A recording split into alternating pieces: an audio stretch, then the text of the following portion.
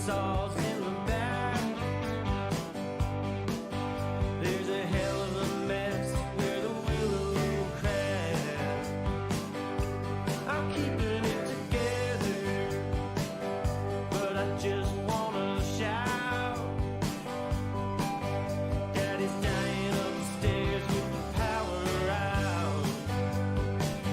That's Ayla Brooke and the Soundmen from their album Desolation Sounds on Fallen Tree Records. Ryan Jesperson here with you on this Monday morning. It's July 26th, and welcome to Real Talk. I saw a tweet like 2 seconds, literally 2 seconds before I put my headphones on. I want to read it. This is from a guy, Pat J. Wu. I follow him. I encourage you to as well. He says, I've been thinking a lot about my relationship with Twitter lately. I feel like this pandemic, the misinformation, the anti-science rhetoric, and the politicking have made me much more frustrated, upset, impatient, and uncompassionate toward others. I don't like that this website forces people into circles who always agree with each other. Quick hits over nuance, snark over respect. He says, I'm equally guilty of writing snarky things to people because I just didn't have the patience or the compassion to form cogent arguments. But at the same time, I'm also very disappointed and saddened to see how Twitter has divided our community. We fight for the same cause, yet people that I've really respected have reached the point of straight up insulting me when I disagree with them. I know these people, they would never say this kind of stuff to me in person. It's a disappointing type of situation. He goes on with this thread. I read that just moments ago, and I thought, I want to start this show off on that foot. I want to start this show off on the foot because we're going to talk about things today and tomorrow and the next day and days after that some of you will disagree with, some of you will agree with, and people are taking pot shots at one another and going at each other. And right now, people across the country, fueled by a Globe and Mail article, are going to start piling on people who drive pickups, and then people who drive pickups are going to start piling on people who drive electric vehicles, and then there's going to be all this fighting, and we're going to be distracted from the things that really matter. And when it comes down to it, who cares about some of this stuff? Let's focus on what matters. We're going to do that. That's what we do here on Real Talk. This show is presented by the team at Bitcoin Well. If you're keeping an eye on Bitcoin, it's moving again. Why? I don't know. Don't ask me. When I have questions, I go to the team at Bitcoin Well. A lot of factors at play here. Sometimes you just want to talk to a human being that can give you some insight into why crypto moves when it does, rises, falls. No, it matters to people that are invested in it, right? You can find Bitcoin Well. And by the way, they've got ATMs, Bitcoin ATMs across the country. They're right at the top under the sponsors tab at ryanjesperson.com. Real Talk starts right now. Here's Ryan Jesperson. Our team hopes, on behalf of Sarah Hoyle, Sam Brooks, and myself, that you had a fabulous weekend. We'll maybe get into some chit-chat, some small talk a little bit later on, find out what people were up to, who's watching the Olympics. I finally started binge-watching Ted Lasso. I finally got into it. I thought I'd watch an episode last night. I was up until 2 o'clock in the morning because I couldn't stop watching it. Now there's a whole second season, which is very exciting. We'll talk about some of the stuff making news. We're going to talk about those Toronto encampments that were busted up violently by police officers a few days ago. That's coming up in about 10 minutes' time. But we lead off today with another look at this anti-Alberta oil inquiry, this witch hunt, so to speak, conducted by Steve Allan at Premier Jason Kenney's behest. It's the one that's had extension after extension. It's had an addition to its budget, and still really nothing except for a leak to our leadoff guest, Sandy Garossino. You've heard her here on the show before, a former trial lawyer, a columnist, a journalist with the National Observer. Welcome back to the show, Sandy. It's great to see you. Nice to be here, Ryan. Can we talk about trucks? You want to? You want to lead off with? I have many. I don't care about trucks. I don't care about trucks either. I care about things like pollution, and I care about things like aggressive driving. But that's not limited to truck drivers. And Ford's about to release these EV, these electric pickups, and everybody else is following suit. And this is just a huge, stupid distraction. Sandy, how did you get your hands? How did you get your hands on a leaked copy of this Allan report? Tell us everything. It flew in over the transom. Remember when there were transoms? Yes. In the olden days? Yeah. It flew in electronically over the transom. So you've had a chance to, okay, first of all, as soon as I saw you tweeting about this, as soon as I saw you tweeting from Garossino, at Garossino, you said, I've read the draft report in its entirety. I dropped everything and I went, oh, here we go. Here we go. So for those that are maybe requiring a little bit of background, can you remind us or bring us up to speed on what this is all about? Okay, well, we all have heard now for years about the Vivian Krause theories and allegations about so-called foreign funding of environmentalist and Indigenous opposition to the Alberta oil sands development. And there's been and in that, although Ms. Krause has walked that back considerably, has been the implication that American business interests, oil and gas interests, are pulling the strings here and are behind the scenes manipulating both environmentalists and Indigenous opponents to pipeline and resource development in Alberta. Hence, we have, at long last, after many years of CRA audits, and now Steve Allan has been tasked with this commission to dig deep and find out the truth. And he issued a report. And I believe that was on June 20th, giving organizations that were implicated in his findings in some fashion or other, that he found to be participants in a so-called anti-Alberta energy campaign, the opportunity to respond. So what I have seen very well may not be the final report, because all of these organizations got roughly a week to respond after 2 years of investigation, findings made against them, and they got a week to respond. And then he has an opportunity to take their views into account after he's already reached judgment about them, and then issue a final report to the government. So how would you characterize the process here? I mean, what would be your assessment of the way that Mr. Allan's conducted the report or the investigation, if you want to call it that? Does dog's breakfast convey anything? I mean, this got underway with terms of reference that were extremely prejudicial to any kind of fair process. Mr. Allan conducted the commission largely in secret. He says in his report that he spoke to over 100 individuals. I'm one of the people that he spoke to. I know one or two others.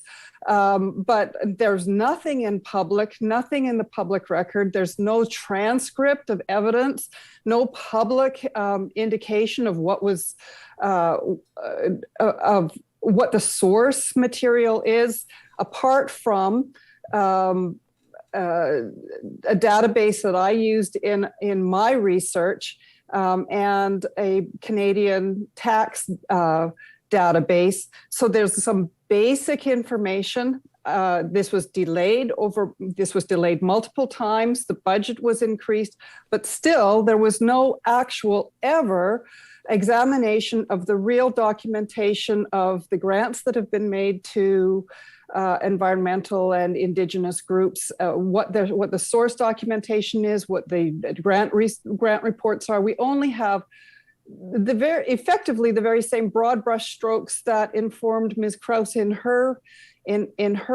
allegations and statements. Sandy, you tweet, nowhere did they interview the funders or grant recipients, obtain original grant applications, reports, receipts, audit data, or correspondence. In drawing inferences about funder or recipient intent, the crucial missing piece of this entire controversy, the inquiry committed exactly the same errors in exactly the same way that caused serious mistakes in the first place.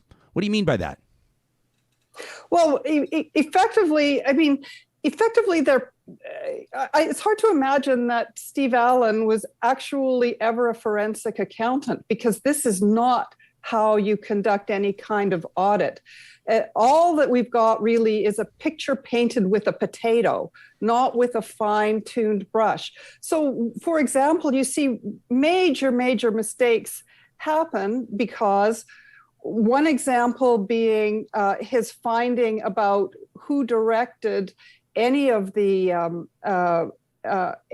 activities and how these grants were formed in origin, because he relied on a 13-year-old slide deck that was produced by a contract employee of the environmental groups, largely Pembina, but also Stand Earth. He relied on that because it had the name of the contract employee's consulting firm on it. So he says, well, this is the consulting firm that directed everything. Sorry, if he had ever spoken to the original grant funders or the recipients, he would know that the person and consulting firm whose name is on the slide deck is actually the employee of the Canadians who hired him. Sandy, when this is all said and done, and $4 or $5 million have been spent on it, and it's taken several years, and there's been extension after extension, and much criticism of it, and much hype around it, I'm sure, from the premier. Keep in mind, this was one of his election promises. I'm paraphrasing, but we're going to go after the people that have gone after Alberta oil, and that's going to be, and then the crowd goes nuts. Can anybody take this report seriously? What's the value of this report, if any, to the province that's just paid for it? It certainly doesn't expose anything. The one thing that I think that the report does, and that I think is most important, is that it puts to bed, hopefully forever, the idea that there was a conspiracy by business interests or by outsiders. There was no conspiracy. The finding was that this was basically the honest. This was driven by, all of these grants have been driven by truly environmental and altruistic motives, and also land conservation is the primary motive. But at the same time, what I think is very dangerous about this report is the very, very broad brush finding that organizations that, say, for instance, participated in major land conservation projects like the Canadian Boreal Forest Initiative or the Great Bear Rainforest, which were started years before any pipeline proposal, that these were in pith and substance anti-Alberta oil and gas development projects, and I think that's an extremely misleading finding. But at the end of the day, British Columbia, my mother collapsed in heat exhaustion in a heat wave in Vancouver that killed hundreds of people in British Columbia, and Lytton, BC burnt to a crisp. I think we all understand that climate change is here, it's happening, and it has to be addressed. And I think in large degree, this report is kind of coming at this, the puck has already moved on. The game has moved on. We're on to climate change now and addressing that the best way we can. You made an interesting note I wanted to ask you about, specifically about Ducks Unlimited. Can you dig into that a little bit for us? Well, one of the things that's so fascinating is that Commissioner Allan redacted grants, hundreds of millions of dollars in grants that were made to Ducks Unlimited that largely went to support Canadian Boreal Forest project work. He found that the Canadian Boreal Forest project was an anti-Alberta campaign, and then he deleted Ducks Unlimited. He also deleted Indigenous groups largely from being part of any of these activities, even though both Ducks Unlimited and Indigenous groups were very much involved in these projects. And it smacks of bias to redact an organization by what appears to be, well, Ducks Unlimited is a hunters group, so they're friendlies. to the Kenney government. They're friendlies to conservative interests. So is that why they were removed? Because Ducks Unlimited is by far the largest foreign-funded grant recipient in the environmental movement in Canada. Ultimately, let me ask you to look into your crystal ball a little bit here. How do you see the Alberta government and specifically Alberta's premier utilizing this report once it's released to the public? Well, I'm sure that Premier Kenney will make all the hay that he can out of the fact that the Commission has tarred a wide swath of Canadian environmental and conservation projects as anti-Alberta campaigns. And I think that's what he wanted. I think what Commissioner Allan failed to do that he really wanted was give him that there's a real conspiracy behind this. And so it's a little bit of a mixed bag, but I'm sure Premier Kenney is going to go on the warpath about anti-Alberta campaigns. How much difference that's going to make to anybody's opinion? Anybody's guess. Yeah. Let me ask you this. In closing, I'll be honest, I was trying to enjoy the weather outside, and I was on daddy duty this weekend and having a wonderful time, so I tried to stay off Twitter as best I could, but I see that there's been some flare-up with Vivian Krause, who I've interviewed several times, and some other folks, and I saw an assertion that essentially she may have been participating in this report. I don't know if that's true. I don't know if it's not. Do you have any insight into the role that Ms. Krause may or may not continue to play through these proceedings? Well, I have no idea. I only know from her statement on Twitter that she is expecting to be paid $30,000 plus $10,000 in expenses. I don't know what you spend $10,000 in expenses for during a pandemic. I'm very concerned that the terms of reference have very specific guidelines about the conditions under which a witness is to be paid, which don't appear to apply to Ms. Krause. So if she's not paid as a witness, what was her role with the commission? Because presumably what everybody wanted was an unbiased and independent examination, largely of the claims that she's been making for many years. If she is a paid participant, I think that casts a huge shadow over the credibility of this report. Sandy Garossino, former trial lawyer, columnist, journalist with the National Observer. Thanks for making time for us this morning. It's nice to check in with you again. Thanks for having me, Ryan. You bet. I recommend you follow Sandy on Twitter at Garossino for further insights into this. We sure appreciate her time. In just a moment, we're going to take a look at what's been going on in Toronto with regards to these encampments being taken down by law enforcement. There's been a lot of talk about that, and we're going to be joined by Dr. Andrew Bond in just a second. We want to remind you that this show happens because we have teams like the team at Park Power, Real Talk Builders, that make sure we can continue to grow this show. Park Power is powering our Real Talk RJ hashtag. That's what we encourage you to use on Twitter and, of course, on Instagram as well. But if you want to comment on what you're hearing here on the show, Hoyles is keeping an eye on the Real Talk RJ hashtag. At parkpower.ca, you can compare rates, what you're currently paying to what you could be paying them for your electricity, internet, and natural gas. They take 10% of their electricity profits and they give them back to nonprofits in the community. You even have a choice when you sign up on where you want those funds to go. How cool is that? With the promo code 2021-Real Talk, you save $70 off your first bill with Park Power. Also want to remind you that the team at Local Waste for more than 25 years has been talking trash. That's right. They're working with businesses big and small for finding waste management solutions. Mikkel, the CEO over at Local Waste, with some wise words, said, air is free, but dumping it is very expensive.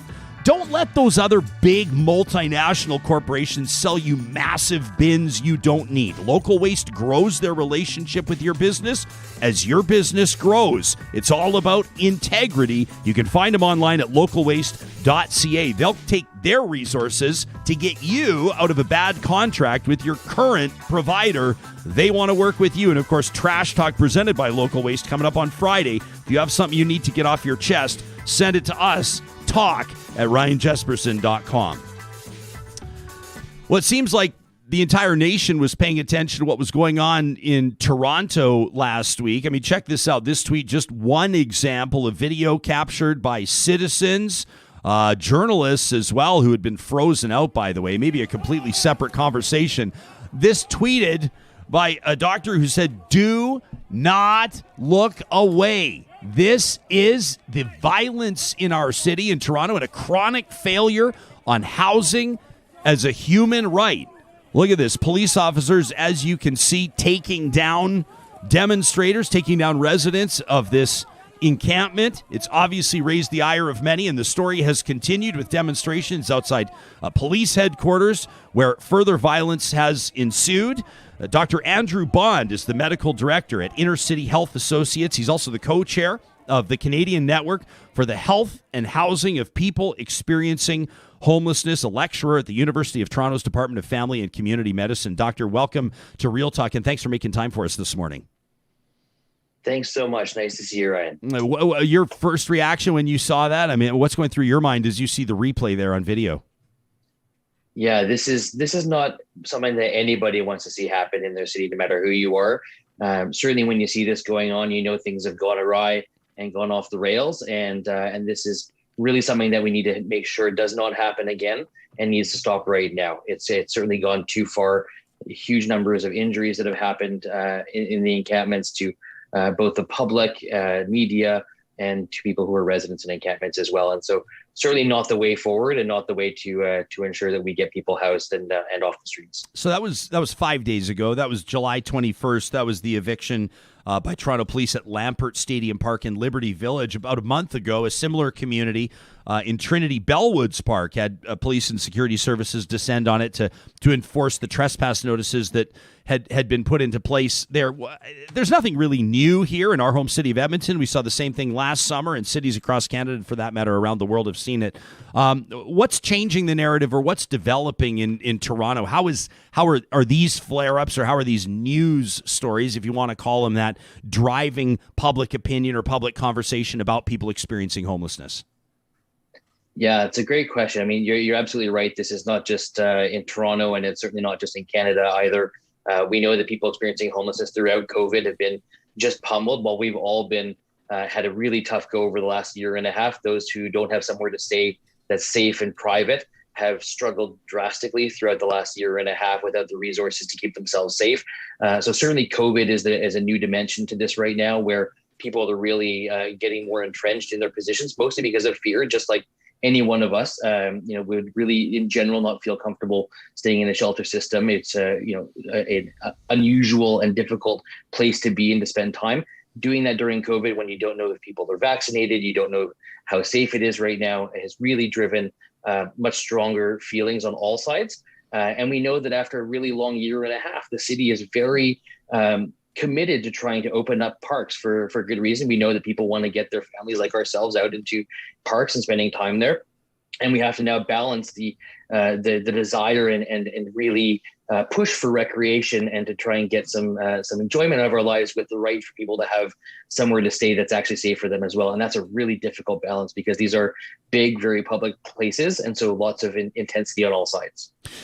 What's when it comes to the factors that have led up to this, it sort of feels almost like there may have been a bit of a pressure cooker type scenario. And we'll note just as a team that you notice, especially when you look at the stills by these talented photojournalists that have covered this story, you do see one recurring police officer. There's one kind of, and I say this facetiously, there's one kind of star of the show that's really in the mix. Looks like he showed up to crack skulls that day. But typically something builds to this. Can you give us some insight for those of us that don't live in that neighborhood or in that city for that matter? Absolutely. Yeah. So, I mean, like I was saying with COVID, it's been a very difficult time for everybody. And certainly we have the largest homeless population in the country or in the province here. And so there's a huge number of people. We've had increasing numbers in the encampments to over 500-600 or so in the last 6 months. There's been a huge attempt to try to get people to come indoors from the city. Lots of very good workers at the city trying to work with people to help them find somewhere safe to go. But because of COVID and because of continual outbreaks outbreaks in shelters and hotels, they've been unable to get people to come indoors, and even public health has denied access to people coming indoors for quite a period of time. And so really we have this thing running up against the challenge of trying to reopen at the same time, and everybody wants to deliver publicly from the political end of things to reopen and get people back into parks. And so really it's a time pressure with this delayed ability to try to transition people out of encampments and into shelters. And so that's really just come to a head in this. Also, we know that there has been a really strong presence where the first approach at Trinity Bellwoods, like you had mentioned just a few weeks ago, had a huge police presence with both drones as well as mounted police and having different technology for managing cell phones, for example. And so that really catalyze the communities to come back and try to prevent this from happening again and again. And so over the last few weeks now, this has really been escalating, unfortunately, to this. And you're absolutely right. This is not all the police. Certainly, there are lots of good folks who are out there trying to just do their job and do what they've been instructed to do. And unfortunately, as you know, whenever you have a high number of police presence of any kind, it doesn't take much to trigger things and to have a few people go off and have a really difficult and unwanted experience on all sides that can lead to a lot of damage. So I think, unfortunately, this is a few people as part of a bigger problem that's really driving this right now. Yeah, and maybe to state the obvious, I would imagine several people there probably have complicated or quite negative past experiences or impressions of law enforcement based on their reality, which could certainly, I would imagine, add to the emotion, right? And add to pushback. And then, of course, that becomes a vicious circle. Absolutely. There's a huge numbers of traumatized individuals who have certainly been at the wrong end or a difficult end of interactions with police for a very long time. So it doesn't take much to spark and stir things as well on that side. So it's a really complicated time. People are really afraid of going indoors right now. So as much as we know that we would love to have parks opened up, we need to make sure that we have a path and an approach that's able to bring people indoors safely and voluntarily. There are ways to do that. There are protocols to do that. And there are cities around the country that are doing better or worse jobs. We know that Winnipeg's done a great job and has been really working over this over the last few years. London, Ontario, here in our province, has a limit of three tents per encampment, keeping them very small. That's really prevented this from happening, and they've actually endorsed having those tents be able to stay, though. So certainly there are more permissive and supportive ways to do this, and I think it's really important to remember that ultimately people who are living in encampments are making a rights claim. They are saying under the International Covenant on Economic, Social, Cultural Rights that the right to housing is we have nowhere else to go. We are stranded. We need to be safe. This is where we can feel safe right now. And so we need to work with them on that basis to help bring them indoors, to get them somewhere safer. And it doesn't always mean that you can just move them right away. That's a really complicated thing. And they've been through an incredibly hard year and a half. And so it takes time. It means patience on all sides. And certainly this is not a display of patience. Dr. Andrew Bond, our guest, medical director at Inner City Health Associates. Your organization tweeted the day of, I mean, this was 5 days ago as well, as that confrontation was occurring, as the city, you're talking about Toronto, repeatedly deploys disproportionate use of force to evict people from homeless encampments. ICHA, the Inner City Health Associates, continues to denounce this as unsafe, unhealthy, and a violation of human rights law, joining Public Health Ontario, CDC, and the United Nations. Can you take us into the perspective and what a healthy approach, what a just approach, an approach that respects human rights law would look like? Yeah, absolutely. Thanks for drilling down on that. So we know that going in and clearing encampments like this, the vast majority of people don't go indoors even after. So they get injured in the process. They don't go indoors. They disperse to other locations. The CDC and the Center for Disease Control has said very clearly that this leads to increased risk of COVID spread, especially because people then disperse further into places that we don't know where they are. We can't access it to support them. So we know that actually causes not only re-traumatization, but actually increases the rate of spread of COVID and also puts them at risk of not being able to get help for other health concerns that they may have. It makes them very much harder to reach. So that's one thing on the health. We know it's not a healthy approach. We certainly know it's not safe. We watched the violence. We certainly had huge numbers of injuries in terms of lacerations, wrist fractures, ankle fractures, head injuries, eye injuries. So we certainly know that it's not been a safe process by any means. And in terms of the rights-based approach, we know that in order to be rights compliant is that it is actually against human rights law to forcibly evict people from encampments.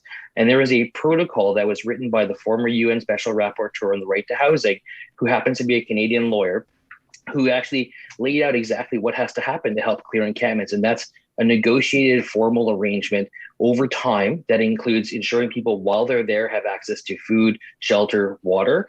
And then we come up with a negotiated approach to find out what kind of place do they want to live? How do we help get them there? What are the supports they need to make those transitions? We can do that. It does take time, and it's been done in other places. And it's really a negotiated, very detailed process with case by case to help make sure we get people housing, because we do know, and shelter, we do know that there is space between the shelter and housing that's here right now, between Rapid Housing Initiative from the federal government, modular housing initiatives right across the country. We know that Vancouver's made a commitment exactly to do this at a high level with an MOU between the province and the city of Vancouver to try and get people in. So we know that we can make the kinds of arrangements to be able to move people, but it takes a really coordinated high-level approach between the municipality, sometimes the province, and people on the ground and those who are supporting them, to come up with detailed plans for each one. This is not a high number of people, right? We know we're dealing with about 400 people. And for the vast majority, about 100 to 150 are those who are really committed and afraid of moving indoors. That's not a lot of people to be able to actually come up with a plan for, but we have to get very comprehensive about how we do that. It will take probably 6 to 8 weeks of negotiating to do it. This way is the thought, I think, is that this way with force is faster. Unfortunately, it's not, though, because we know while it makes sense or feels like it makes sense to move quickly, it's practical, it doesn't deliver the outcomes that even those who are trying to enforce it want, which is to get people out of encampments. People end up back in encampments anyway. So let's come up with an approach that actually keeps people healthy, supports them through the process, doesn't re-traumatize them, and is actually effective. Whether or not you agree with the politics or not, there's only one way that actually delivers people to the kind of safe, secure space that gets them out of encampments. And that's the one that follows this more rights compliant approach. So even if you're only committed to the practicality of it, that's what we should be doing. Dr. Bond, you mentioned Winnipeg. What is it that Winnipeg's done well in your assessment? Yeah, thanks so much. Yeah, so they have a program called the Gigagina OMA, or Coming Home, which is a large number of homelessness organizations that have been working with peers and Indigenous organizations and staff to help over time to steward people who are in encampments, to ensure that this kind of approach that's very detailed it has all the kinds of individuals, whether it's case managers, healthcare providers, social workers, harm reduction workers, and peers, to help move them from encampments. And they get there really early. So you don't wait until a large encampment builds up. As soon as people move in, you start working with them to find out what exactly is their need, so that we actually are on top of it right away. And so they've been doing this for a few years now, and they've managed to avoid large encampments because of that. But it does take both the community workers, peers, and housing and municipality sectors working very closely together and really coordinating with a shared goal of ensuring that people get off the streets. And that takes some prioritization, understanding that people have lived really complex lives, and that we need to find out what's the tailored solution for those individuals. Because the answer is, if we don't provide it to them, they're going to end up back in encampments. And so no one wants that. Neither does the individuals who are living there. We have to find out what it is that they're afraid of, what it is that they need to be able to survive indoors. Most people want to be indoors. The vast majority. I've almost never met somebody who actually only wants to be outdoors. And so it's finding out what's that unique person. If we come up with one broad paintbrush and say, everybody, this is where you're moving to, and this is what's going to be there, you know that that's going to work for 30, 40%. And then for a whole other swath, it's not going to work at all, because we haven't taken the time to understand what is your distinct and unique need, and how do we help meet that together. And that just takes putting in the time. It's interesting hearing people talk about homelessness, or as I've been counseled to adjust my language, houselessness. And I've heard some powerful comments from people saying, this is my home.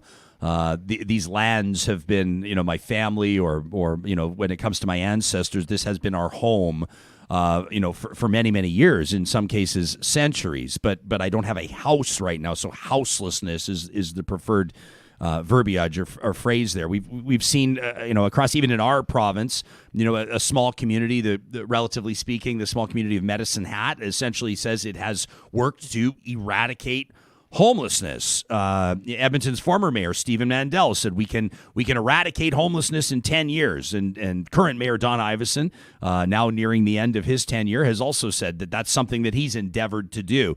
Do you believe that homelessness or houselessness one day can ultimately be eradicated? In other words, can it be solved? Do you think that's possible? It's a great question. So, I mean, I think at a high level, absolutely it can. It takes being very precise about what we're talking about. In general, what we're talking about is chronic homelessness, is that short-term emergency crisis homelessness is not something that can be solved only because crises happen and we have to respond. Just like any other kind of crisis of a social or economic nature, people will temporarily, for whatever reason, need to have somewhere to go. But we need to keep that temporary. And so all of these commitments are about chronic homelessness or homelessness for more than 3 to 6 months, depending on where you are. We know that in the throne speech last year, Prime Minister Trudeau made a commitment as well to eradicating homelessness over 10 years. So the original national housing strategy said that we would halve homelessness over a 10-year period. Now they've doubled down and said they will eradicate homelessness in 10 years. So they've certainly put that on the table as the goal and the benchmark to be measuring against. Can we do that? We absolutely can do that. We know how to do that. It is a failure of housing strategy right now and housing investment. And it is possible to do that. Absolutely. Is a combination of having good, affordable housing in the right amounts. And it means being very tailored to each location around the country. But there are lots of good organizations, people doing that work to know exactly what that takes. We know that the $70 billion commitment from the federal government for the National Housing Strategy is not going to get us there. So there definitely needs to be more. We know that a lot of that money is going to just replacing existing commitments that have already been made that were going to lapse. And so that doesn't actually get us anywhere further ahead. But we have the analyses out there and the reports out there to guide what it would take. Can we end chronic homelessness? Absolutely. Even in Toronto, and Vancouver and some of the larger cities across the country, we can do that. We know the numbers that it takes to do that. And even Toronto, as the city of Toronto, has tried to make some of the commitments about what we could actually do to get there. And they've asked the federal government for those support. So I have hope that we can get there. We do need to double down on this. It is horrendously expensive to keep people homeless, both on the healthcare system, criminal justice system, and the housing systems. It is far, far cheaper and more effective to ensure that people have adequate, affordable, supportive housing. We can deliver. We've got the models. It's now time. And with the National Housing Strategy, I would say that this is the decade that we should be doing this. Is funding the biggest hurdle? Or I mean, I would imagine obviously mental health and many other issues come into play, but is funding the biggest one? Funding is absolutely the biggest one. We know that there is just insufficient affordable housing stock right across the board. The wait list for community housing in Toronto is over 80,000 individuals. If you signed up now, you would have to wait about 15 years before you come up on the wait list. That is not a situation that is tenable in any way whatsoever. This is something that's mirrored across the country right now. We need to have large volumes of adequate, affordable stock. But you're right, there has to be the kinds of supports in place also for those who have mental health or substance use challenges that also come along with their experience. And we need to make sure that they are supported. So it's affordable and supportive housing. Some just need the affordability. Some need affordability and supportive housing. We need to have the pieces there. We have the teams doing the healthcare and around the country. We just need to be able to get them organized and have them have the spaces within which to work with their clients. So bringing this back to what we saw in the 21st, it was obviously a dramatic development. The entire country was watching. I'm getting text messages from friends in BC and Saskatchewan going, what the hell is going on in Toronto today? When it comes to the longer term impact, you think of that police action, how would you characterize it? Are people still talking about that? You think that there was some, I mean, obviously there was some, when it comes to the reputation of the Toronto police, some damage done there, but what do you think is the longer term impact? Potentially a loss of trust with that community? Where do you see it going? Yeah, absolutely. This is going to be difficult to turn around at this point. I think that there's a real digging in that's happening, and we definitely need to take the heat out of this situation. That's hard to do because this is about as heated as it gets. This is Canada's version of LA Echo Park, which is a large police operation in Los Angeles to try and clear an encampment. They then had a federal court come in and say that not only does that not permitted, but they actually have to legally commit to housing individuals, like the homeless community of 40,000 people by the end of the year. Now that's been appealed at this point, and we'll see where that goes. But we know that this is only going to add to the tension, and it'll make the negotiated approach that much more difficult because we want to be able to have this happen in good faith.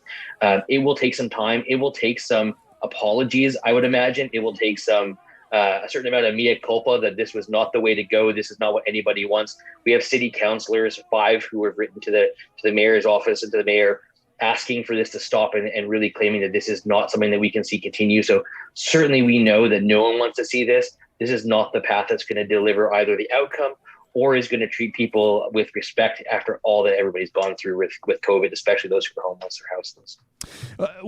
In closing, Dr. Andrew Bond, our guest, I think just as an average person, like as a citizen, you do your best to try to get up to speed on the driving issues behind what we see around us, including houselessness, including the encampments, including police versus demonstrator violence, or however you want to characterize it. And the average person going about their day and paying as much attention as they can spare to the issues and the headlines, trying to get up to speed and trying to understand these things. What's one thing that you would like the average person to think about in the next time they see an encampment, or the next time they're out on a family bike ride and they see someone that's set up a lean-to or a tent in their city's river valley, or the next time they see somebody experiencing homelessness, so to speak? What's one thing you'd like people to focus on and remember? I think especially now, this has been an incredibly trying and grueling over a year and a half with COVID, especially right now.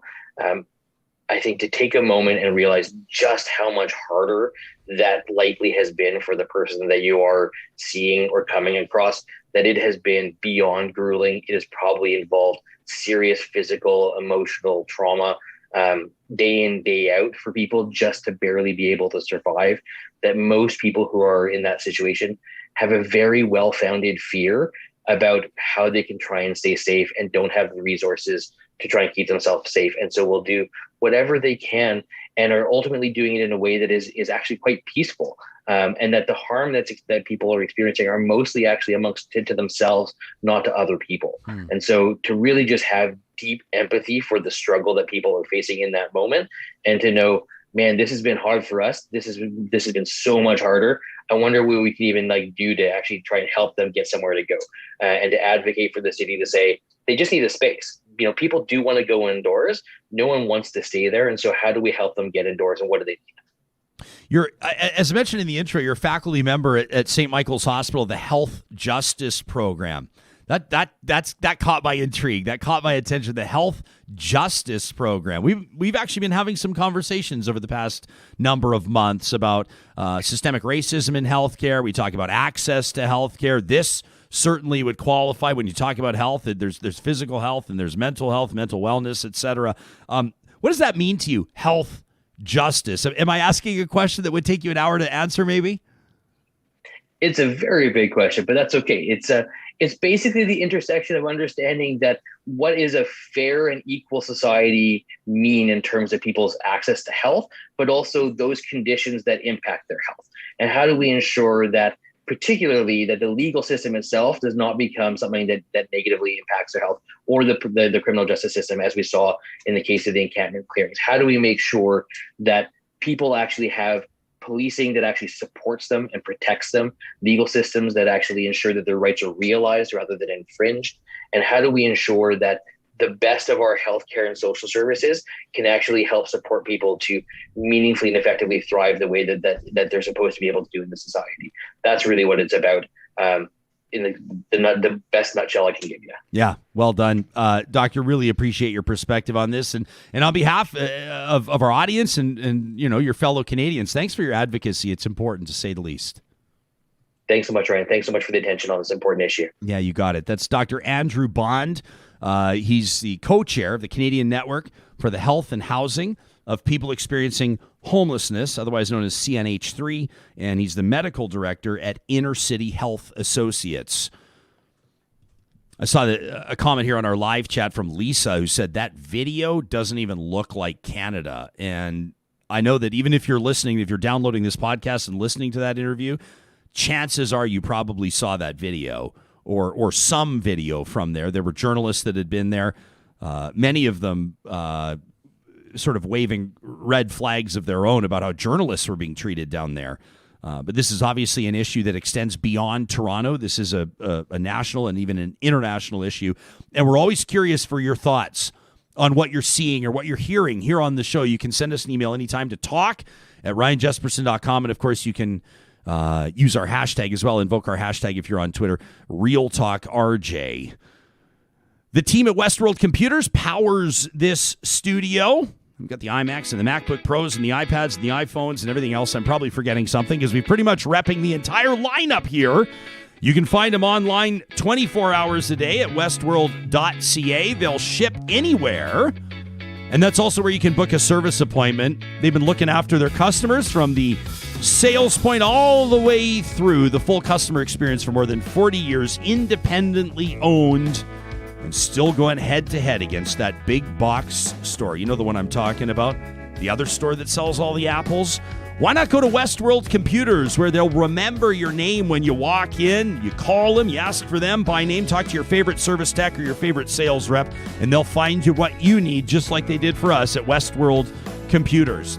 The teams at Sherwood and St. Albert Dodge want to remind you that if you're looking for a new truck, if you're looking for a family sedan, or if you're looking for any entry in that Jeep lineup, including, as you can see, the 2021 Jeep Grand Cherokee L. That's the first Grand Cherokee with the third row of seating.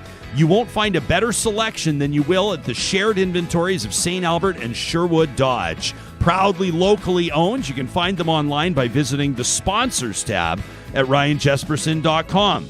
It's also a great time if you're looking outside and thinking, you know what, we've still got time to turn our outdoor dream into reality. It's not too late to get in touch with the team at Eden Landscaping. Mike and his team for more than 20 years have been taking people's dreams, their cocktail napkin sketches, even to fast forward to present day and social media. Mike's telling me it's not unusual for people to have a whole board pinned on Pinterest. They'll meet and the folks will say, take a look at our Pinterest board, and it cuts right to the chase. You say, this is what we love. This is what resonates with us. Can you do it in our backyard, our front yard, or wherever? They accept the challenge. They love to solve problems. You'll find Eden Landscaping online at landscapeedmonton.ca. Well, I was looking forward to talking about this one with the team. You may have heard about a Globe and Mail article over the weekend. Pickup trucks are a plague on Canadian streets. It's a piece that was written by Marcus Gee, and it says many things have changed in pandemic times. One that has not is North America's love affair with the pickup truck. Even in the midst of economic uncertainty, consumers lined up to buy these hulking, belching kings of the road. Once the vehicle of the cowboy, the contractor, and the good old boy, pickups have become the continent's mainstream ride. And it's true. Even city parking lots are full of them. In Canada, Ford's F-150 has been the best-selling auto for years. He goes on to point out that in the United States, 5 of the top 10 selling automobiles are pickup trucks. Last spring, for the first time, Americans bought more pickups than they did cars. He wonders, for heaven's sakes, why? Most people no longer use pickups to haul bales of hay. They drive them to the mall to shop or the soccer field to drop off their kids. Why anyone thinks they need such a beast to do that is an abiding mystery. The columnist goes on to say what spectacular overkill. One survey found that 3/4 of pickup drivers used the vehicles for hauling only one time or not at all in the course of an average year. Despite all those ads showing manly pickups growling up mountain roads or churning through mud, I will say it's good writing, even if the content's lousy. It's good writing. He says nearly as few drivers use them to go off-road. Pickups have evolved to suit the way people use them, right? They often have big second rows, 4 doors, and shorter cargo beds than they had in past. Cabs have all the latest electronics and attendant bells and whistles. They're suburban sedans on stilts with big tires, powerful engines, and giant grills that serve little purpose except to impress. He goes on to say, even though automakers have greatly improved the fuel efficiency of the modern pickup and electric versions are coming soon, having these mastodons on the highway isn't exactly kind to the planet. He writes, and then there's safety. Anybody that's traveled a Canadian highway lately has been tailgated by a speeding pickup driver. Being in that big cab over that huge engine seems to make drivers think they own the road. Lesser vehicles be damned. He wraps by writing, even if they weren't polluting and dangerous, the parade of pickups would be a blight on the roadscape and a finger in the eye of other drivers, a way of saying to everyone else, I am bigger, badder, and richer than you. A vehicle that started as a practical tool for hardworking people has become for many an obnoxious assertion of dominance and division. That in the Globe and Mail. So it may have had some traction, but it gained a whole lot more when Alberta's premier tweeted about it. Just yesterday, Jason Kenney, the Toronto Globe and Mail, writes the premier, is having a temper tantrum about pickup trucks. Premier Kenney goes on to say, I'm happy to say that about 40% of the vehicles on Alberta roads are pickups. That's been proven to be false, by the way, but it doesn't matter. Not the first time. He says maybe Toronto columnists should try getting around this province during a prairie blizzard in a smart car. That from Premier Jason Kenney of Oakville, Ontario. So it's got people divided, which I think was the play. It was probably the play by the Globe and Mail because everybody's talking about it today, and it was a great opportunity for Premier Jason Kenney to virtue signal to his base, right? I mean, this is the guy that rode in from Oakville on the big blue Ram, by the way. He chose Ram, like others who voted for the back-to-back Motor Trend Truck of the Year. But I digress. Here's my take on this. I don't care what you drive. I don't care if you drive a pickup truck or a smart car. And if you drive a pickup truck and never take it off-road and there's not a scratch in the bed and you've never hauled a bale of hay, guess what? That's okay. I think that more and more people are becoming aware of their environmental footprint, and automakers are taking note.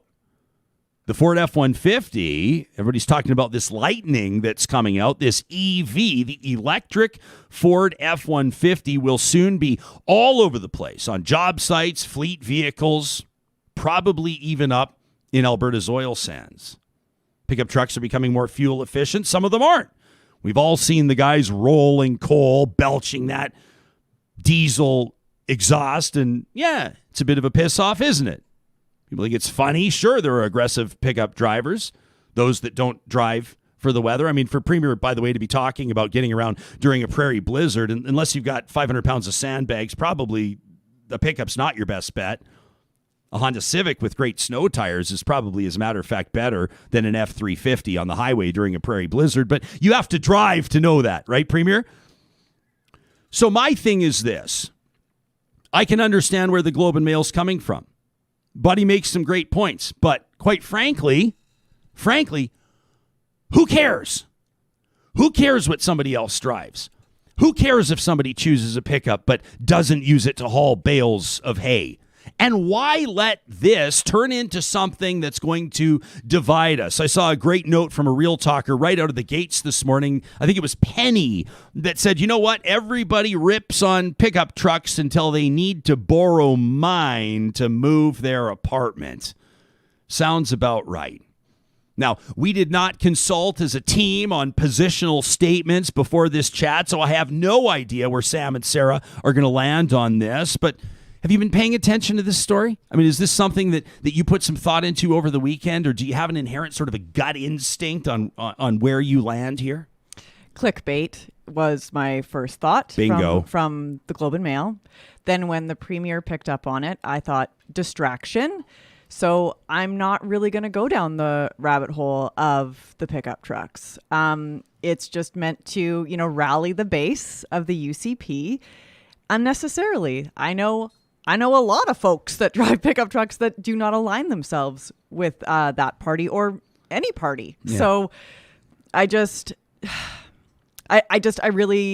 see the point. I see, COVID numbers spiking. I see forests management being privatized. I see nurses getting potentially their wages cut. I see pepper spray being talked about. So I'm not distracted. I refuse to be distracted. Yeah. Sam?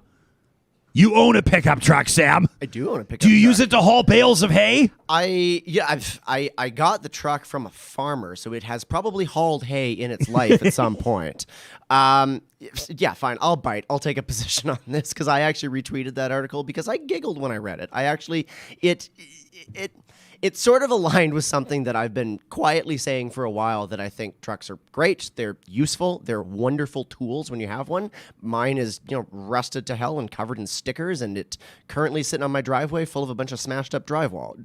And I use it as a tool when I need a tool to haul things. But that's your choice. But that's my choice. What I don't get is trucks as status symbols. That's a very Alberta thing. It's a flex in this province. You get more looks in this province driving a lifted pickup than you do driving a Mercedes. Yeah, and they cost about the same. Yeah, exactly. So, Right? I'm just kind of at this point where it's just like, I think cars are more fun to drive. My daily driver is a Mazda 3 with a 6-speed manual, and I can rip around corners in it. It's exhilarating. Great in the winter. Do you when ever put get into winters the on it. sixth gear? On the highway, I do. Yeah, oh, on yeah. the highway? Yeah, just cruising it. I'm thinking about when they're talking about the safety element. The safety element, yes, there are arguments to be made around that. Getting knocked into by a vehicle that's elevated, actually your survival rate is much lower in pedestrian, if you're in, the pedestrian realm. I think this to me is also another clickbait, trying to be divisive, going the bike lane route. So saying, bike lanes versus trucks. And it's not about that. There's a lot of things that this is not about, right? And so, Sam, I do agree with you. And I know that you're not saying it in a scathing or indicting way, but pickup trucks culturally are a bit of a status symbol. And I am one who is like, when I walk past, there's a family a couple of streets down from us that owns just an absolutely stunningly beautiful pickup. Like, it's just every time I walk our dogs past the pickup, I stop and I just look at it. It's customized. It's beautifully built. It's based on my eyeballing. It's probably worth about $130,000, and it's incredible. And I wouldn't drive it only because I'd be a little self-conscious. But I do not begrudge the person that drives it in so many ways as I wouldn't begrudge somebody that drives a brand new Corvette or a brand new Mercedes-Benz or a brand new Tesla. And the Tesla could be a status symbol in so many ways. So could a Breitling watch. So could a pair of John Fluvog shoes. So could anything else. And this, to me, just seemed like a bit of a weird play. Like the author, the columnist here, kind of drops in this one little note where he goes, let me try to find it so I quote him directly because I don't want to be unfair here. But he basically says something like, by the way, next year there are going to be coming in a lot of electric models. Well, that's kind of a big detail. Mm-hmm. It's kind of a big detail to completely overlook. We have seen, and I have experienced, some people that are aggressive drivers on the highway, particularly, it seems, in bad weather conditions. And some of them are driving pickup trucks, sure. Some of them are driving SUVs. Mm-hmm. Some of them are driving Subarus that have all-wheel drive. And some of them are driving cars where you're like, you clearly have no idea what you're getting yourself into, and I'll see you a kilometer down the road when you're spinning on your roof. It's not, you can't sit there and say pickup drivers are bad drivers in so many ways as you can't say people from different countries are bad drivers, or people that are specific gender are bad drivers, or people that are a certain age are bad drivers. I thought it was a weird play. I thought it was a weird column. And then as soon as I saw the Premier digging in on it, I went, oh, here we go. Yep. Here we go. I'd be curious to know what percentage of Real Talkers drive or own pickups. I bet you it's significant. I bet you it's a significant percentage. And I don't own a truck. I do own some four-wheel drives. And I love to go off-road, and that's been a family hobby of ours. You can look on my Instagram just recently, just back in June, we were wheeling with a bunch of big boggers, guys rolling big turbo diesels on 44s. I mean, we've been around big trucks, and I admire them. As a matter of fact, we have a lot of fun with them. I don't really appreciate these. And what I mean by I don't appreciate, I'm not being like a scoldy sort of a school marm. What I mean by it is I'm not a fan of these types of exercises that seemingly seek to divide for no apparent purpose. Yep. And there are more alternatives, by the way, just to touch one final time on the Premier's note. There are other alternatives to pickup trucks than smart cars. I do think that There needs to be are? said as well. Oh, there's not just one or the other? I do think that needs to be said as well. Just wanted to point that out. I think that is worth pointing out. I think what you need to take into consideration is the decal or decals. That will tell you more about the vehicle and the driver than the vehicle itself. Are you talking about Calvin peeing? There's Kelvin peeing. There's all kinds of things. There's the middle finger extended toward Ottawa. Yeah. Oh, yeah. The number of fuck Trudeau's I've seen. Yeah. It's just like, come on. I always think that it's when you stamp something on your vehicle, that is your 24/7 position all the time, right? And so I'm always curious when I see, like just the other day, I saw a guy on was driving on the freeway. Totally fine. It's his car. He can do whatever he wants. But just a massive emblazoned across the whole back of the trunk. Only Jesus can save you. And I was like, hey, that's his play. That's totally fine. Number one, I'm just so curious. I am always the guy that'll drive by and look. When we're driving, Yes, when do. we're driving as a family, Carrie's always like, "Why do you always look?" I'm like, "Because I'm curious. I want to know. Based on how people drive, based on how people change lanes, based on how like some folks that sort of one pedal's always all the way to the floor, right? You're either full gas or full brake. I just have to see these people. I just want to know what makes them tick."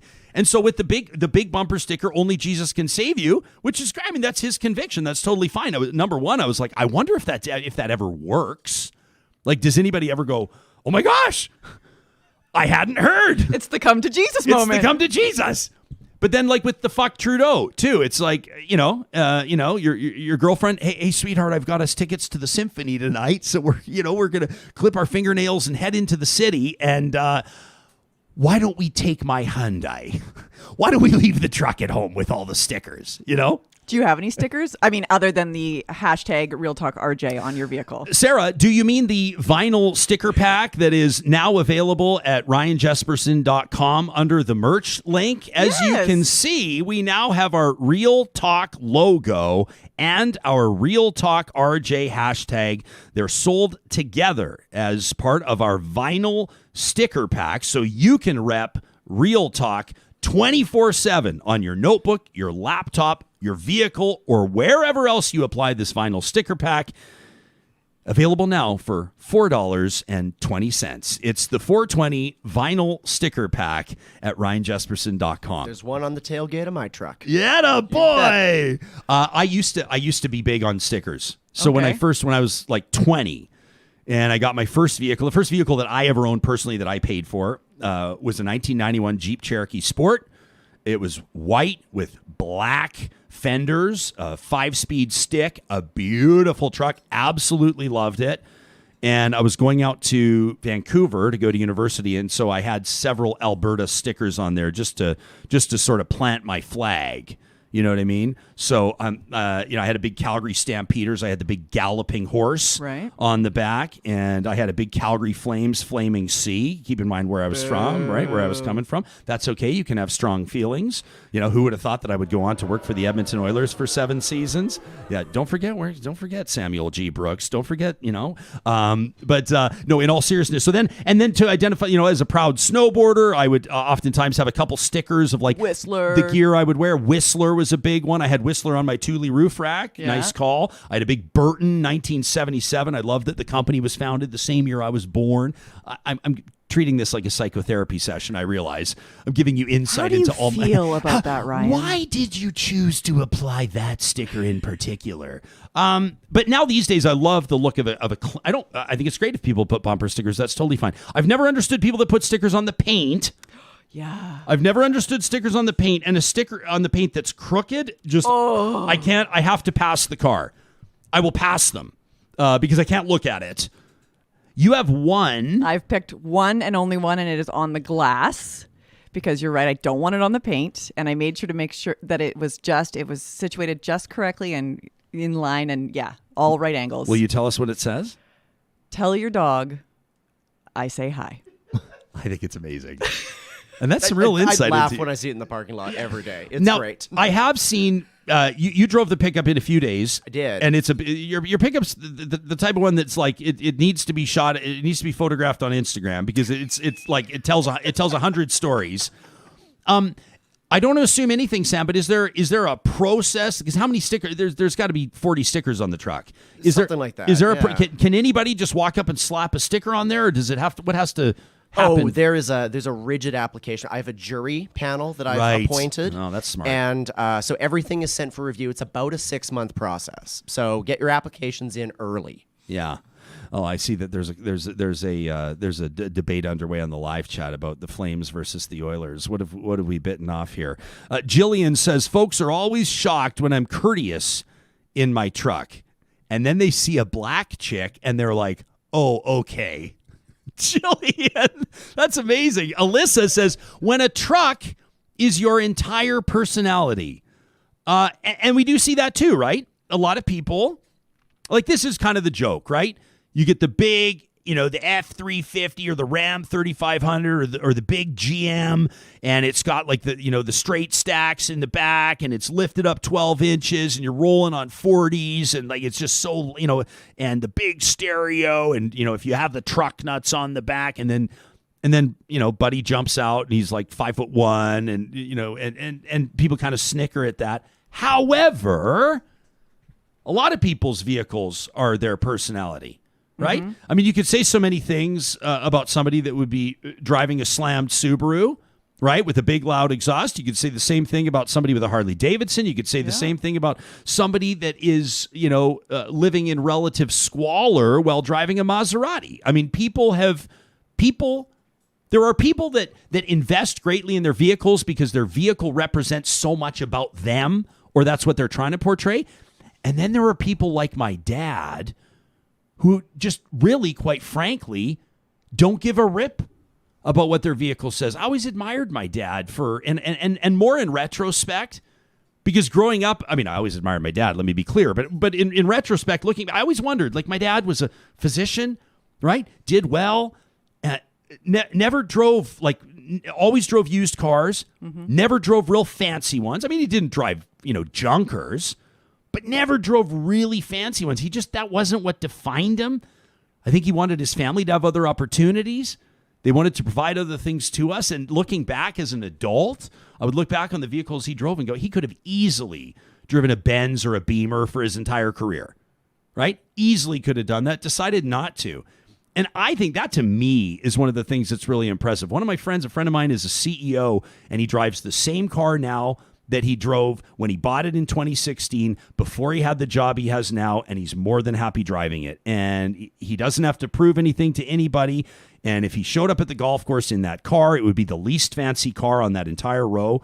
But at the same time, to me, I don't know why I'm thinking of invoking the word integrity. It's not like it has anything to do with integrity, but to me, it shows a strength of character, maybe. Humility. Yeah. Right? And a secure sense of self. Yep. I mean, to me, the idea that invoking that personality and how invested we are in our vehicles is exactly what Kenny was banking on, was the people that do really invest themselves in their identity through their vehicle. Those were the people he was speaking to. He was banking on that. Yeah. Travis says there's a minivan in his neighborhood that has balls deep in neon colored cursive on the back windshield. I would love to talk to that person. I would love to pick that person's brain. The one I've always wondered, the sticker that to me is the worst. Actually, I shouldn't say that because someone's going to come up with a worse one. One of the worst. There you go.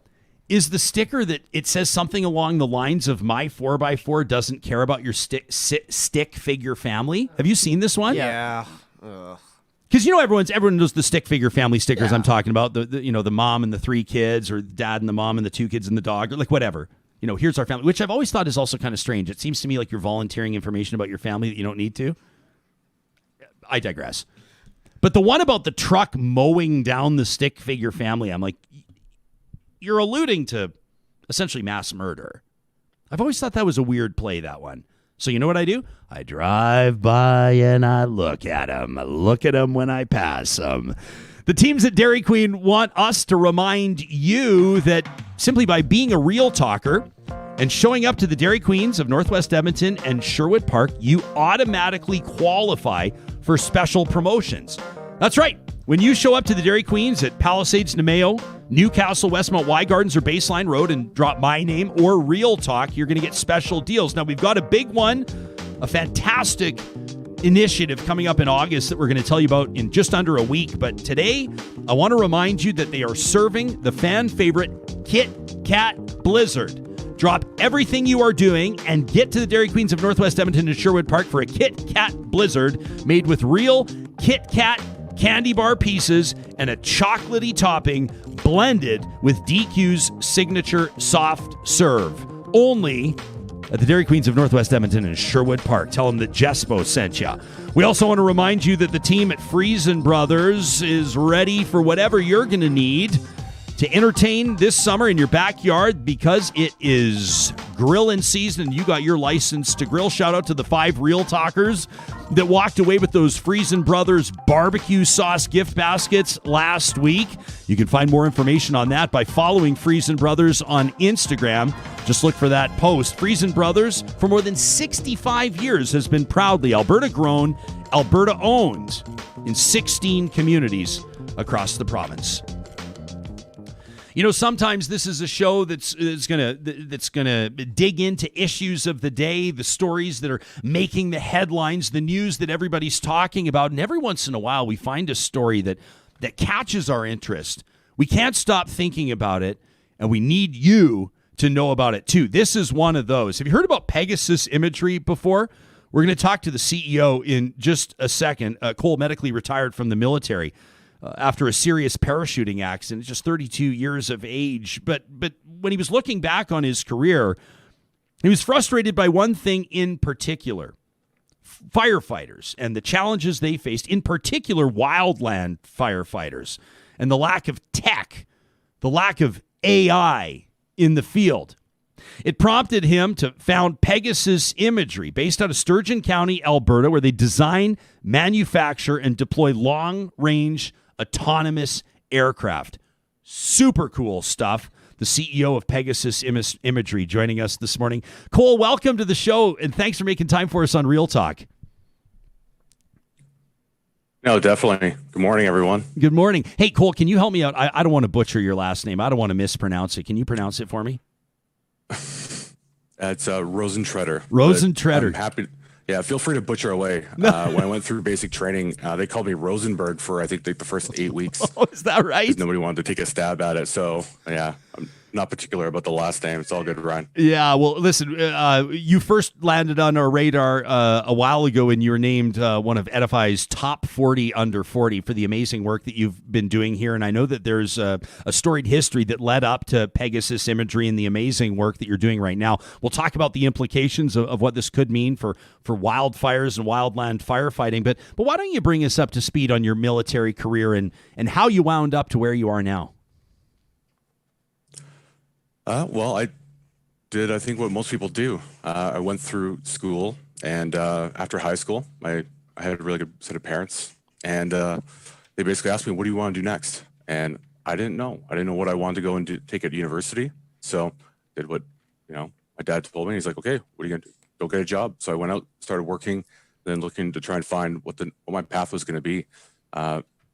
It's actually 20 years, if you can believe it, since 9/11. So I was actually working in Fort Saskatchewan during 9/11, and then as soon as I kind of heard on the radio that there appears to be something happening, I was young, it's fit, it seemed like the right thing to do, so I signed up and joined the military.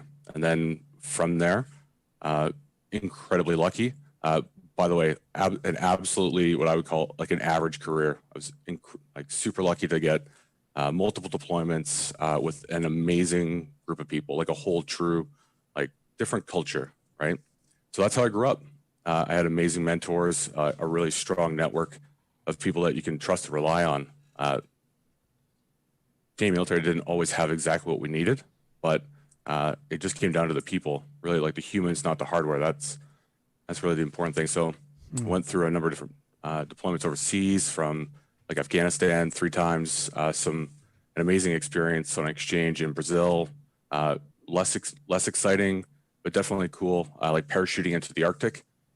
I would recommend doing it once. And then leaving it at that, because it's -70. But one of the funny things about the military is that if you do something right, but if you do something right again, well, you're going to have to go and do a selection and a course for it and things like that. So I ended up becoming a parachute instructor as one of kind of my skill sets, and that's actually the reason why I left the military to start Pegasus. I was teaching on a course one night in here in Edmonton, and a simple mistake was made. Essentially, like an extension cord kind of got dropped in my feet by one of the air crew, and I went for a ride. So I went to go jump out last after all the students had made it out, and I ended up getting kind of towed behind the plane for a little bit. Also, not recommended. The good news is everything after that pretty much went the best way it could, right? So I wasn't too close to the plane where I would have got beaten against it. I wasn't too far away where my parachute would have deployed automatically. Cable broke after a little bit. I fell. I landed. One of my friends was there and helped me walk off, and then got back in the plane and jumped 3 hours later, and then went to the hospital. So I'm not sure about that being smart or just being stubborn, but that was kind of a good kickoff to actually leaving the military, because you kind of talked about it in the start, Ryan. That injury is what led me to having an idea that, to be fair, like this doesn't exist, right? Especially in 2016, like a private company doing this type of stuff. But nevertheless, it's been a crazy journey. Cole, were you working? I mean, as part of your deployments, had you obviously, we'll see instances, whether it could be ice storms or flooding or wildfires in the most serious circumstances. Oftentimes, the Canadian military may be called in. I think of, people snickering at the city of Toronto, probably, 20 years ago when they called in the Canadian military during a snowstorm, but it signifies to the rest of the country that this is when it's truly serious. Did you have any wildfire fighting deployments or assignments while you were in service? So 2013, Southern Alberta floods. My unit gets basically ripped out of Cold Lake, where we were on an exercise, and deployed straight to High River. And we showed up, and the very first thing the unit did was, okay, what is the plan? Everybody just kind of was, not that they weren't just standing around without a plan. Nobody was actively starting to make a plan, and then starting to execute and iterate on it, because I'm sure everybody talks about this. If you have a 40% plan in the military, that's good enough, because the situation's always going to change.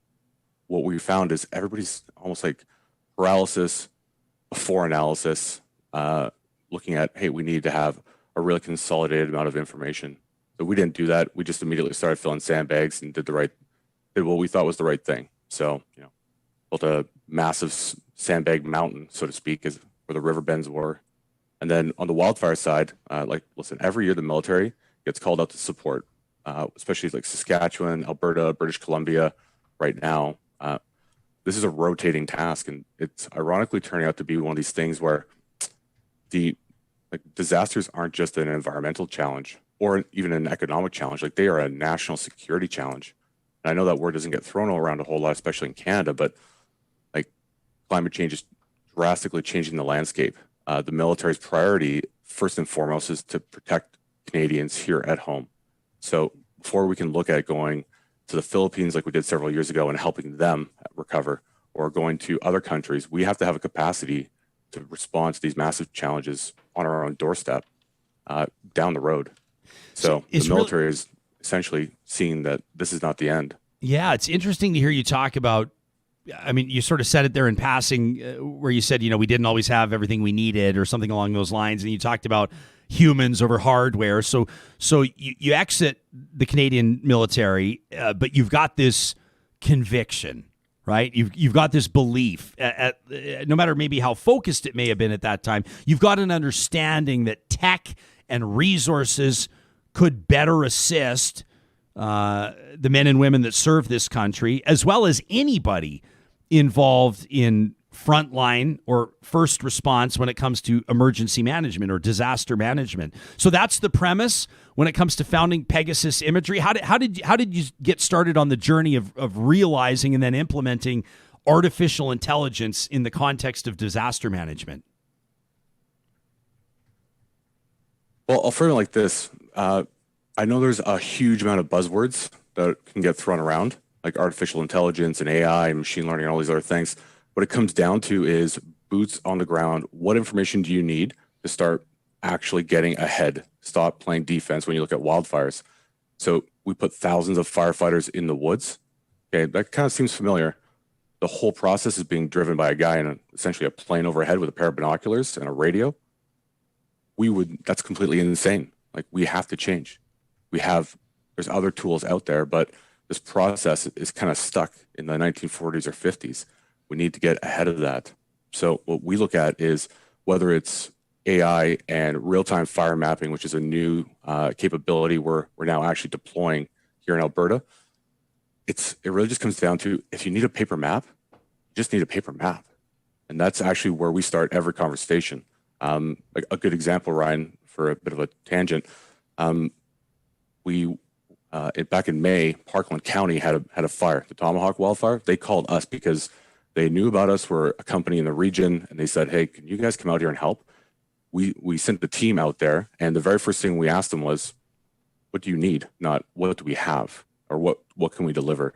Because we can show them, we can stream the video from the aircraft, from the drones, directly to their smartphone, and they're like, "We don't have a TV." We're like, "That fair. What do you need?" Like, "We need a paper map that shows where the fire is." We're like, "Okay, how about if we showed you where the boundaries are?" Like, that works. And then what about where all the hotspots are? So generally, nobody watches fires at night. It's too dangerous for manned aircraft to fly over. Visibility is too low with all the smoke and at night.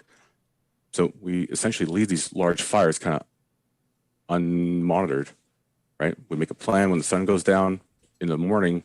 Normally at first light, helicopters will go out and somebody will fly around and make a visual assessment.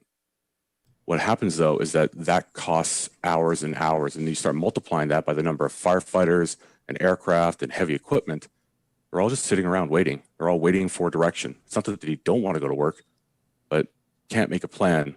So the longer it takes to make that plan, that's the key problem that we're solving as a company, is time. So to do that, overnight fire monitoring for Parkland. Is this about more than just drones, though? I mean, like, the drones are one way to get up there, and it allows you to fly safely over the fire at night, and et cetera, et cetera. But what happens then? Well, and you made a good point earlier. I was listening to you guys talk about, how some people look at their vehicle as like their personality. Yeah. In a lot of ways, we kind of get the same thing. They're like, "Oh, it's the drone company." Not really. Right. We're a data and a sensor company. So we build drones because we have to, in order to carry sensors that allow us to, one, actually safely fly beyond line of sight and cover data coverage at a large area. The real play for us as a company is, like, commercially speaking, is information, and not like in a scary 1984 kind of way. Like, we all need different types of information, whether that's after a big windstorm. The farmers would probably like to know how their crop is doing, rather than, once every 6 months, maybe a visual inspection from an adjuster. Information delivered cheaper, faster, and with higher detail. That's what we're doing as a company. So ultimately, I mean, this is not just limited. I mean, I realize that I'm asking a lot of questions about wildfire, just because, I mean, I think people across Canada, or certainly in Western Canada, have been experiencing a lot of smoke in the air in the last number of weeks. And we've seen, I mean, Lytton is probably the most heartbreaking example of a community impacted, I mean, a community leveled, quite frankly, by wildfire.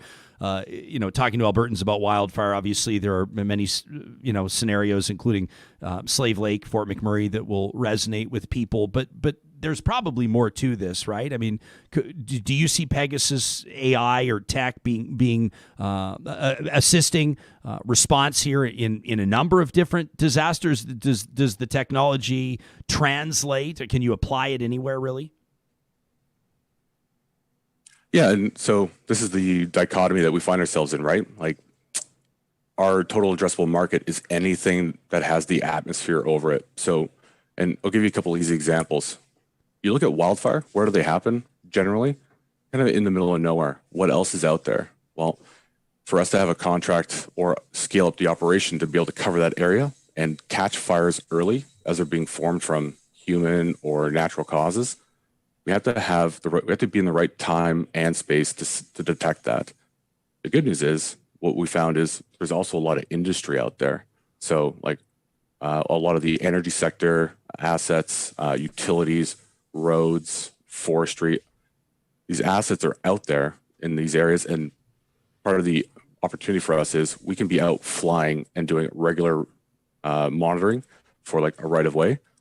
But if we're detecting a wildfire, well, now we're in a position where we didn't have to have a specific mission to go out and do that. It's a network effect. And I know it's might be a little bit confusing, but the market opportunity for us is huge.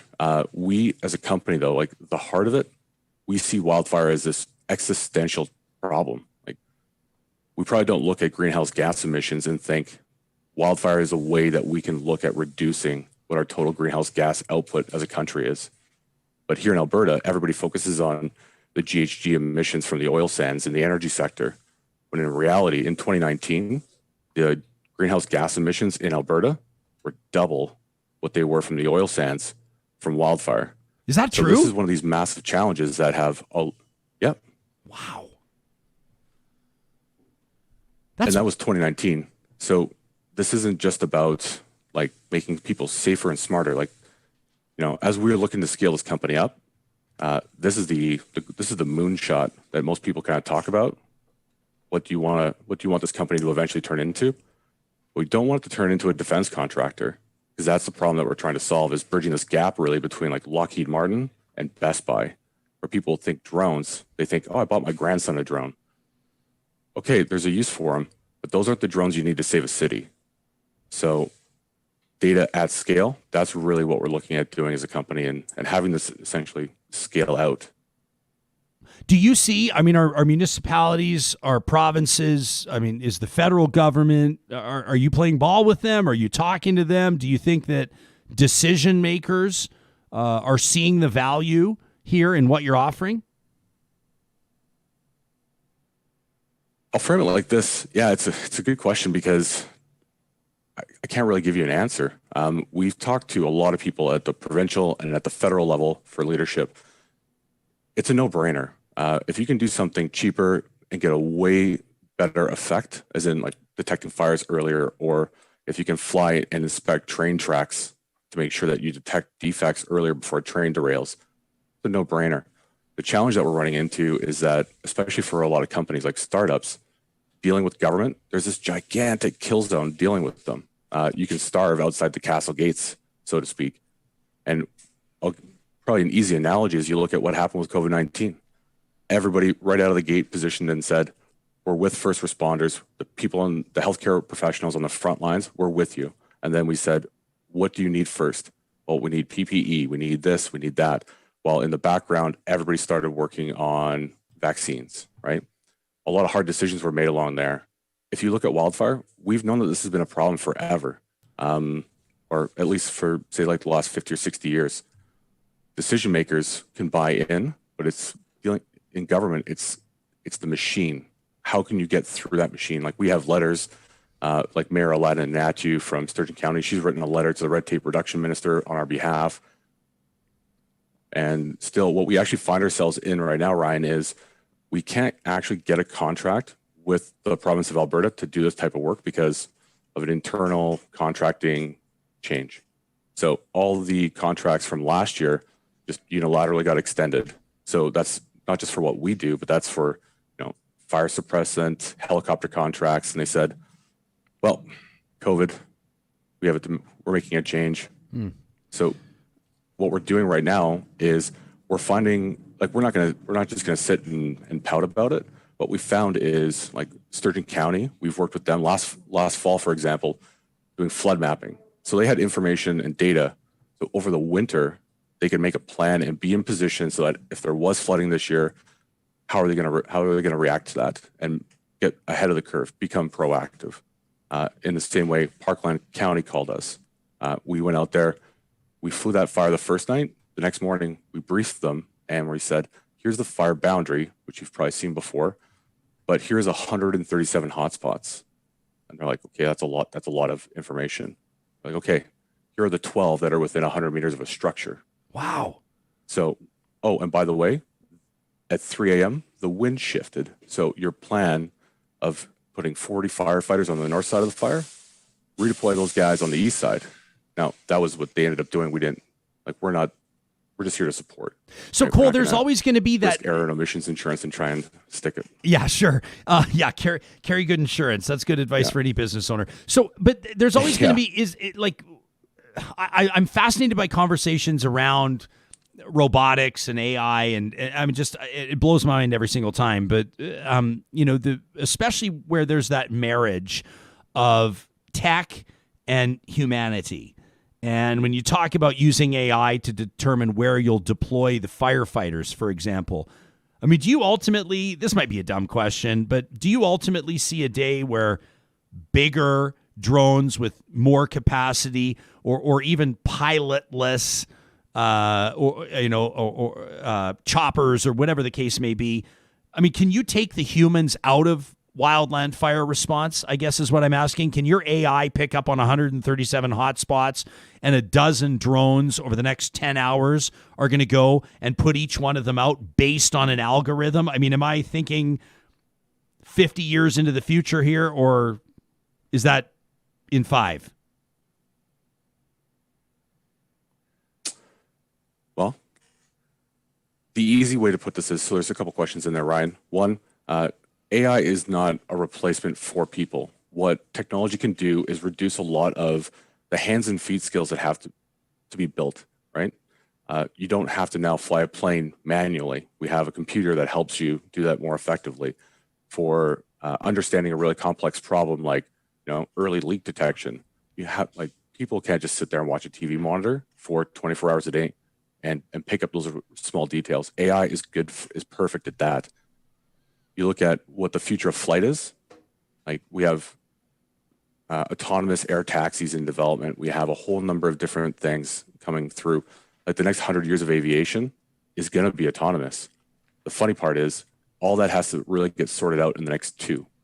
So as a data company, we're focused on drones with the platform to carry sensors, but we've been developing sensors now with a partnership with the government of Canada and our federal regulator, Transport Canada, that allows us to fly beyond line of sight safely. And to be fair, I'm from the infantry. We're not going to make this overly complicated. We're going to find the most direct path to the safest regulatory approval that we can achieve.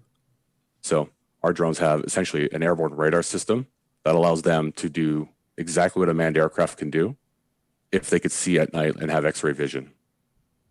Amazing. So that is part of what we do. It's just about capturing the data. And so it always comes back down to it. What information do people need and how can we get it to them as fast as possible? So the Moonshot, as a company, it's like the Amazon of on-demand information. Instead of having a really expensive contracting process where you have to hire a plane and a crew, and then because it's a lot of money, now you have to go through the diligence process of an RFI, RFP, blah, blah, blah. What if I need a package? You go on Amazon or the equivalent, you order it, and then it shows up. You don't care if the delivery driver had a clean driver's abstract. So in this case, that's what we're looking at doing. Is it's not just for wildfire, but that is the heart of the company. This is our higher calling, I guess. But you must have moments where, I mean, like when you mentioned, and I'm thinking I wish I could remember what those things are called, the pump things, that they used to use on the railway tracks, the guys that would pump the thing back and forth from and they'd go ahead and inspect the track. And looked to me to be like a lot of hard work. And then I'm sure that they've updated their practice to a certain degree now. But when you talk about using that tech to, for example, quality check or ensure the infrastructure, the stability of Canada's railway network, as an example, in preventing railway spills or accidents. I mean, imagine if you could have prevented Lac Mégantic, as an example, or the spill at Lake Wabamun, or a number of other disasters. What huge value there would be in that. When you mentioned that, I went, oh yeah, I kind of had that moment where, that wouldn't have been something I would have thought of. What a neat way to... You must have moments from time to time where all of a sudden you sit up in bed and you go, we could do that.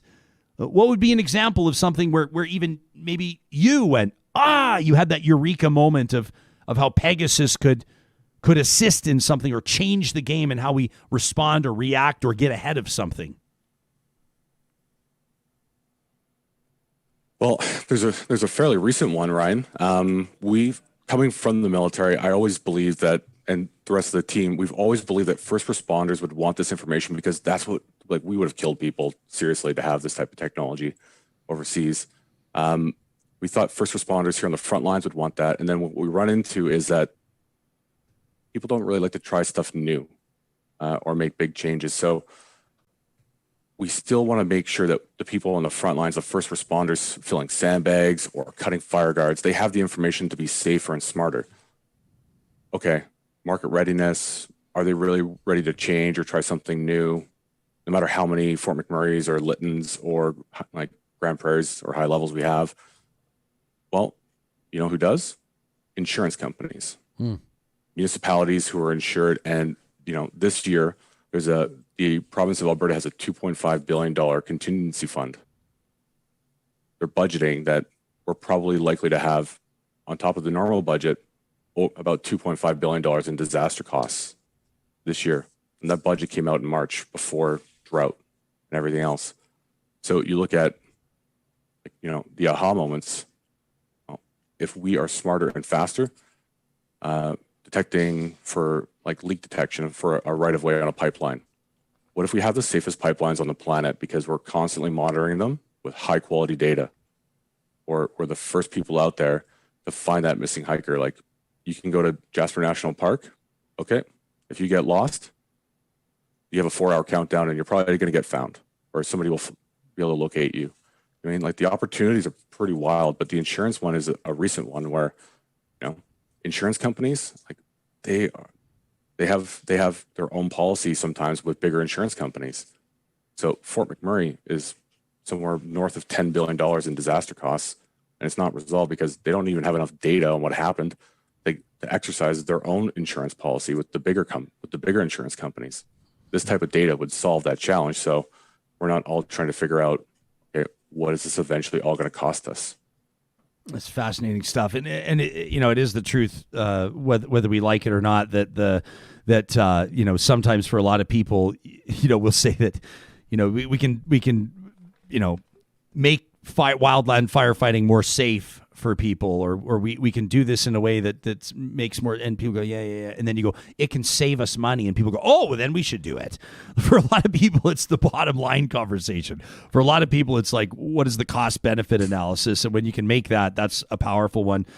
Cole Rosentreter is the CEO of Pegasus Imagery. You can learn more about what they're doing by checking out their website, pegasusimagery.ca. That's where Sam pulled those really cool videos and that CGI stuff, or at least the mock-up stuff based on what you do. Cole, thanks for laying it out for us. This is really neat. My head is just, I'm just coming up with all kinds of different ideas here. Really neat. Thanks for making time to talk to us.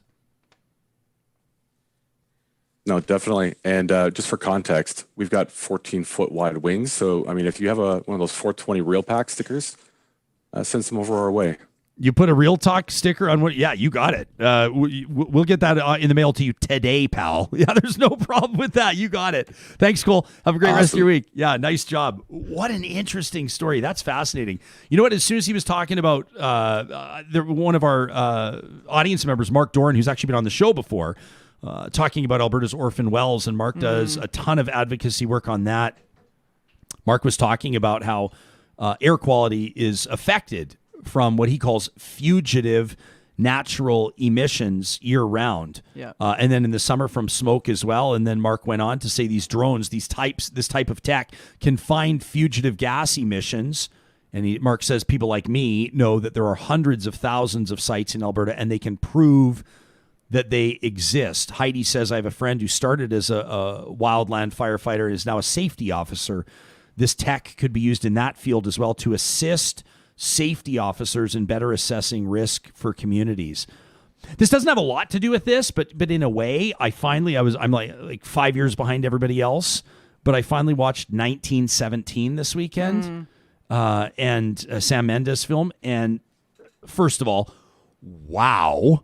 And second of all, but you think of what a difference. I know that I'm Captain Obvious here, but you think of what a difference tech makes.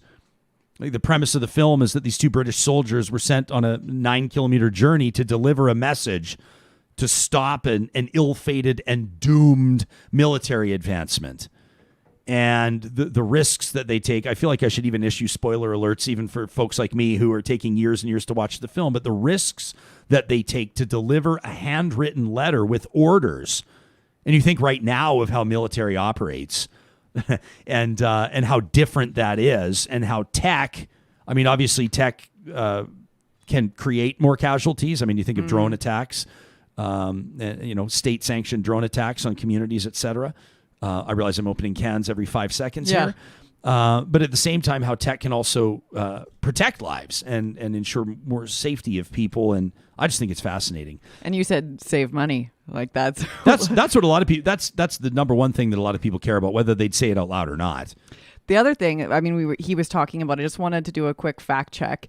He was mentioning how greenhouse gas emissions actually happen during Canadian wildfires. Or any wildfire anywhere in the world, to be frank. At Fort McMurray, when the Fort McMurray fire happened, it released the equivalent of roughly 5% of Canada's annual greenhouse gas emissions. And wow, yeah, so a lot. And although I guess maybe that shouldn't be surprising when you try to wrap your mind around the size of those fires, and the amount of. I'm not a scientist. I don't want to start using phrases and I'm going to back myself into a corner and sound like a fool. But if you think of the size of the burn and these sort of carbon, just this release, maybe it shouldn't be a surprise. No, it shouldn't be a surprise, but I guess it still is. I'm surprised. It is 5%. I was too when he said that. Yeah. So what did he say again? He said that the wildfire, the annual. The emissions, I mean, the sort of the cumulative emissions from wildfire is double in Canada, is double the oil sands when it comes to environmental impact. And I can't fact check that number specifically, but I can tell you that the emissions are happening through wildfire. The exact number. I mean, to me, it's both are bad. We should try to curb both. It's not one or the other. So to me, it's both are bad. Yeah. And then we'll hear from people that'll say that, I'm not talking about wildfires near communities, obviously, to be clear. But there are a lot of people that, we should let them burn. A lot of people are saying that we need more wildfire, as a matter of fact. A lot of people are talking about indigenous wisdom for many, many centuries before, let's say, how we would have approached extinguishing wildfire.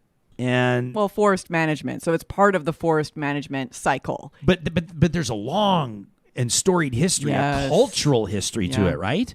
This is something that maybe, how much does the average person know about this? Yeah, I'm not super well versed on the indigenous angle, but through scientific data for centuries and centuries and centuries that healthy forest ecosystems need to burn once in a while. Yeah. Trees are a massive store of carbon, and yes, it does release a bunch of it, but it's an ecosystem that left by itself goes through a carbon cycle and is sort of self-fulfilling. The problem is, A, we've been putting out fires and letting places get more tinder dry and more unchecked, and then when we have a fire, they're big ones. And B, we've been building settlements, and C, we've been polluting the planet in other ways, which has been heating it up, which has been making the fires worse. Which is why Jeff Bezos is brilliant. He's right. We need to take all of our garbage and blast it off into space. Including Jeff Bezos? Including I was going to roll hot into advertising right now, but I'll just take a second. Just take a pause. Just take a minute to let that land. Oh. Seems like a lot of people, by the way, on the live chat were big fans of 1917. I was embarrassed. Like when I was 6 minutes in or 7 minutes in, I was like, why did I wait so long to watch this movie? It's amazing. And I was home by myself, so I had the volume crack. I had that subwoofer just shaking the glass. That's how you need to watch films like that. How was Monroe with that? The dog, was he like, what's going on? Monroe's she's not she doesn't like storms outside. That's her thing. That's her trigger. She doesn't love storms. and she gets a little sort of Edgy? squirrely. If I said that word in front of her, she'd really go bananas. No, but she was right there with me for the film. Cool. Yeah, she was all over it. We want to remind you that I know that, when it comes to this past year and a half and some of our, our tendencies with regards to how we learn, people have made huge adjustments, right? I mean, from kindergarten kids all the way up to the high schoolers, university students, and then even those of us participating in continuing education. The pandemic has meant that almost everybody's gone online.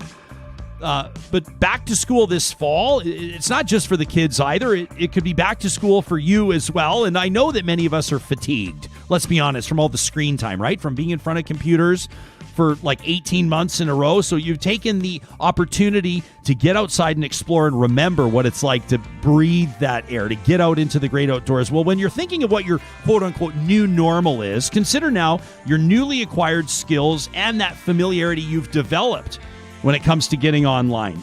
So you may have had a digital experience with learning last year. Athabasca University, Athabasca U, is well positioned to handle that extra traffic. It truly is an online university. So the delivery method with Athabasca U wasn't temporary or rushed or just sort of barely meeting the needs. They didn't have to scramble, is what I'm saying. It's what they do every day, and it's what they'll continue to do even when other aspects of our lives go back to in-person. Your schooling doesn't have to. You can learn more about going back to school, whatever that means for you, by visiting athabascau.ca. Also, a big shout out to the team at Campers Village. Speaking of getting outside, if you need to gear up, there is no better source than what Canadians have trusted, and in particular Albertans, for decades. The family-owned Campers Village, with 2 locations in Edmonton, 1 in Calgary, and always open online at campers-village.com, where nearly every order over $49 ships for free. Whether you're traveling with your family, a road trip, maybe you're paddling, maybe you're climbing, maybe it's car camping or backcountry camping, or maybe you're getting ready for a big snowshoe adventure this winter, gear up with the team at Campers Village. They carry the finest, most trusted brands, and they're proud of the customer service they've provided for many, many years. Again, campers-village.com, or follow the sponsors tab at ryanjesperson.com. Well, it kind of works out perfectly with our next story when it comes to getting outside. If you've managed to get yourself out to Banff National Park in the last while, you may have been lucky enough to see a relatively new addition. You probably know that bison were officially extinct out of Banff National Park before 1885. That's when the park was first founded. So as a national park, it never housed bison. The Wild Plains bison gone from that area for 140 years or so. But about 4 years ago, a new program took hold.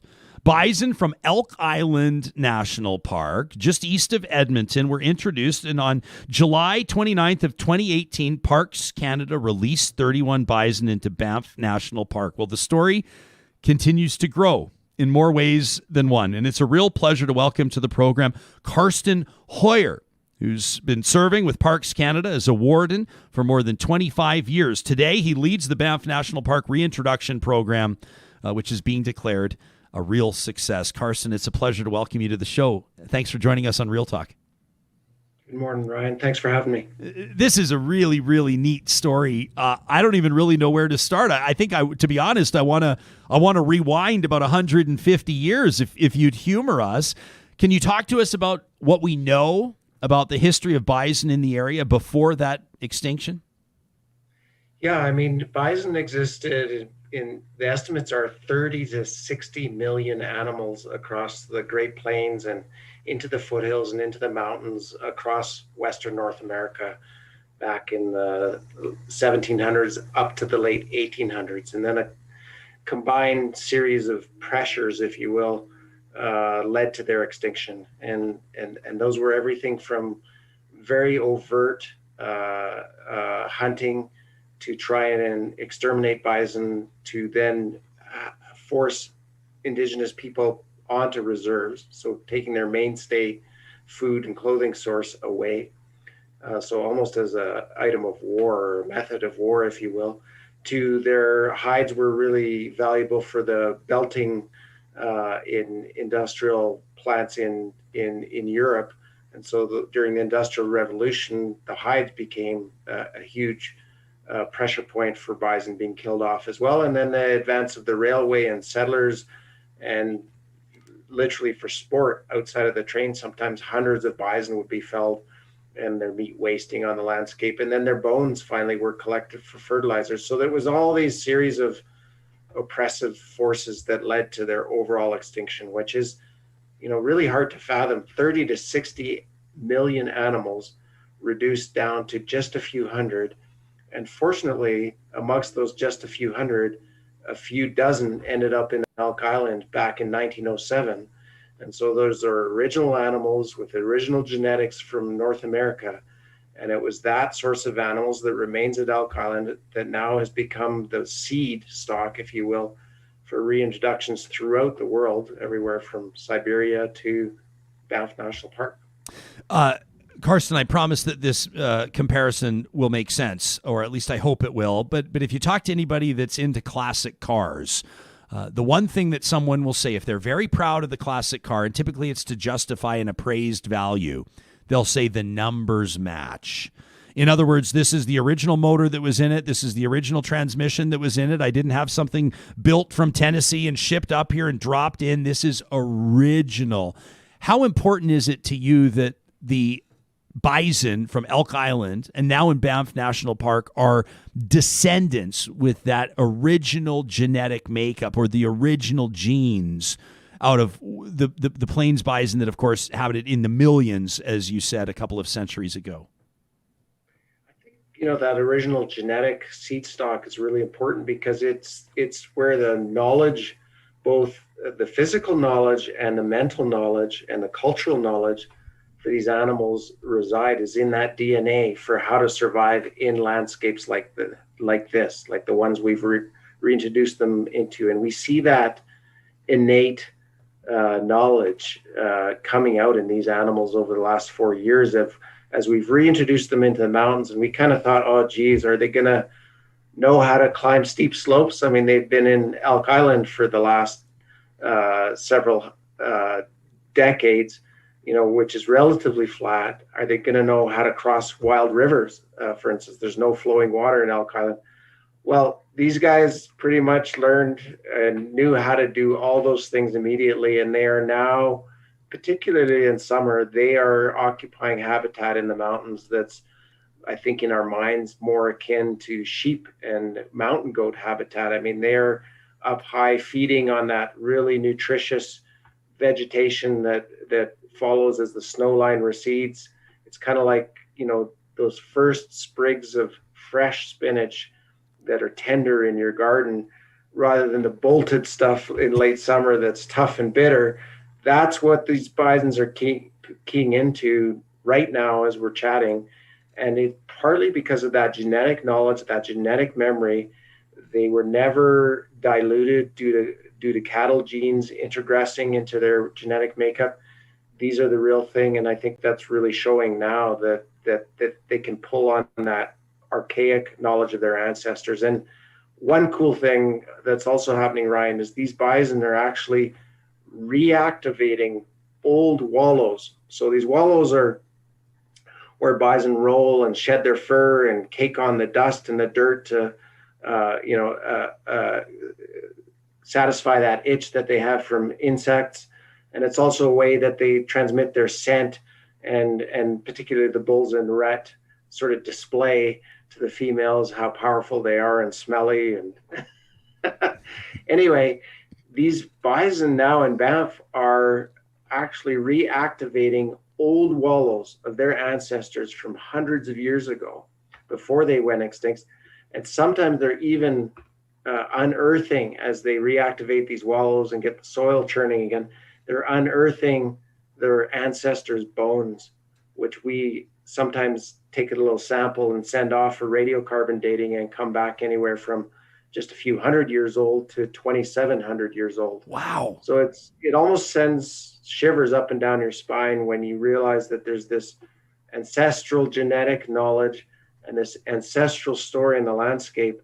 And these modern day bison are immediately connecting with those old storied places of their ancestors and helping us see how they always occupy these places and they always belonged here.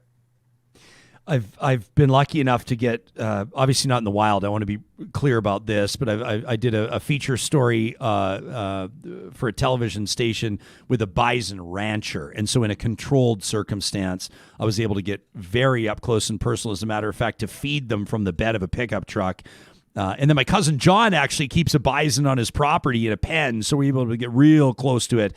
He stands on its back, and they have quite a bond together. Not recommended with wild bison, obviously. But there's something, I'm not saying anything profound to you, a park warden, I'll tell you, I'm aware of that, but there is something about these animals. I mean, they are absolutely magnificent. It's almost, being close to a bison is almost like being close to an elephant. It's like a spiritual experience. Can you just try to use words to explain to us what it's like to be monitoring their progress? I mean, my understanding is that they're reproducing now. You have calves out there. That's got to be an indicator of a healthy scenario. Yeah, for sure. We started in 2018. So 3 years ago in the summer, we released 31 bison, of which pretty much half of those had already been born in a pen where we kept the original founder calves for the first year and a half. So those 31 bison now, a couple of years later, have expanded and reproduced to, we figure we have about 66 animals. So yeah, incredibly healthy, robust, adapting super well. And, for me, just to kind of touch on that, like, what are they like up close and how does it feel to see them? I was a little bit concerned because, much of my career was in the backcountry in Banff. And I wasn't quite sure how these animals that had never been there in my short lifetime would actually look and feel in that landscape. And I remember when we first brought them in, I came down the hill, and even in the pen where they were for the first 1.5 years before we released them into the wild, just seeing their tawny backs in the willows, poking above the top of the willows, it immediately felt to me like, yeah, these things belong. They've always been here. They're natural on the landscape. And now to see them learning this landscape so quickly and reactivating their old trails and their old wallows and following that snow line and the palatable vegetation. And we know that they've been visited by wolves, which they're not subject to in Elk Island. And their movements are not, they're not being chased away. They kind of stand up to the wolves. Doesn't seem like there are any big chases that have unfolded to date. They're interacting and grazing in the same meadow systems with grizzly bears. And they've just adapted incredibly well. And yet they never cease to amaze me. Just a couple of weeks ago, for instance, we were trying to herd them out of an area where we're trying to not have them expand just yet. And we suspected that they would go down the valley and turn the corner around a mountain. And as we started to put on the gentle pressure of our presence to herd them out of this area, they turned right and went right over this mountain. And I was completely blown away. And at first I was like, they're not going to, oh, they are. They're going right up and over the top. And like I've been working with them quite closely for 6 years now. And even just last week, they never cease to amaze me. They're amazing animals. You've got to have. Well. I don't say that. I don't even know. I mean, I've maybe said this twice in the history of the show. You've got one of the coolest jobs I've ever heard of. I mean, I can't even imagine doing what you do. And there's got to be some real intuition too. You touched on a couple things. I hope you're not in a real rush because I have so many questions for you. But you talked about wolves and grizzlies, and this might be a bit of a naive question, but I mean, cougars for that matter too. I would imagine, I don't think there's grizzly bears in Elk Island National Park. If there were, I think they'd be pretty far from home. But you wouldn't intervene, would you? I mean, I recognize they're big animals. Grizzlies are pretty bold too. If there were to be an interaction and an adolescent hungry male grizzly were to go after a bison calf, does the park warden or do park staff intervene, or that's nature? Yeah, no, our intent from the beginning, Ryan, has been not just to reintroduce bison to the landscape, but to reintroduce their ecological role. Yeah. So, like, that's the bigger piece of the puzzle that's gone missing here that we're interested in restoring. And so their role as a potential food source for grizzlies, for wolves, their role as a dominant primary grazer and keeping those grasses grazed and healthy and their roots vibrant. Those are all, their role as wallowers and developing these little depressions that then get occupied and filled with water and then maybe become, temporary little breeding habitat for amphibians. Those are the actual ecological relationships that come with animal that prompted our interest in national parks, because one of our primary mandates is to maintain and restore what we call the ecological integrity, which really is just the health of the ecosystem, and to preserve that, to conserve that, and to maintain it and to restore it, you need to restore the component parts. And one of the component parts that was missing in Banff and continues to be missing in a lot of other places is the bison. And that was our motivation and impetus for reintroducing it. You mentioned that when they were first transported into Banff National Park, that they were penned for a while. What was the thought behind that, and how did you determine, or how did the team determine that they were ready to roam? Yeah, no, good question. There's two ways you can reintroduce animals. Really, you can do what's called a hard release. So that's literally where you put them in a truck, as we did from Elk Island, and then you back the truck up to the new place, Banff National Park, and you open the back of the truck and the animals run out and you cross your fingers that they're going to stick around. Well, a lot of the time that does not work so well. And given the investment and time and effort and our desire for success in this project, we decided to invest a little bit more and to hold them so that they would calve twice and actually anchor to the area in the backcountry and develop a bit of a relationship with it before we release them, so that that homing instinct to go right back to Elk Island hopefully would be lessened by the relationship that they had developed with this particular part of the backcountry of Banff National Park. And today, we did a few other things. Like I mentioned earlier, we heard them a little bit when they're reaching the periphery of their massive reintroduction zone. And we're trying to kind of teach them to bond to this target area, if you will. We've got a few little drift fences and some few key pinch points that again redirects them if they venture towards those areas. And I think collectively this whole tool set is helping us to make, I guess, our desire, because we can't have bison roaming throughout Alberta, unfortunately, at this stage anyway. And so we have to have a target reintroduction zone from which we start this program, and this tool set has enabled us to do that, including holding them for 1.5 years in a backcountry pen before releasing them.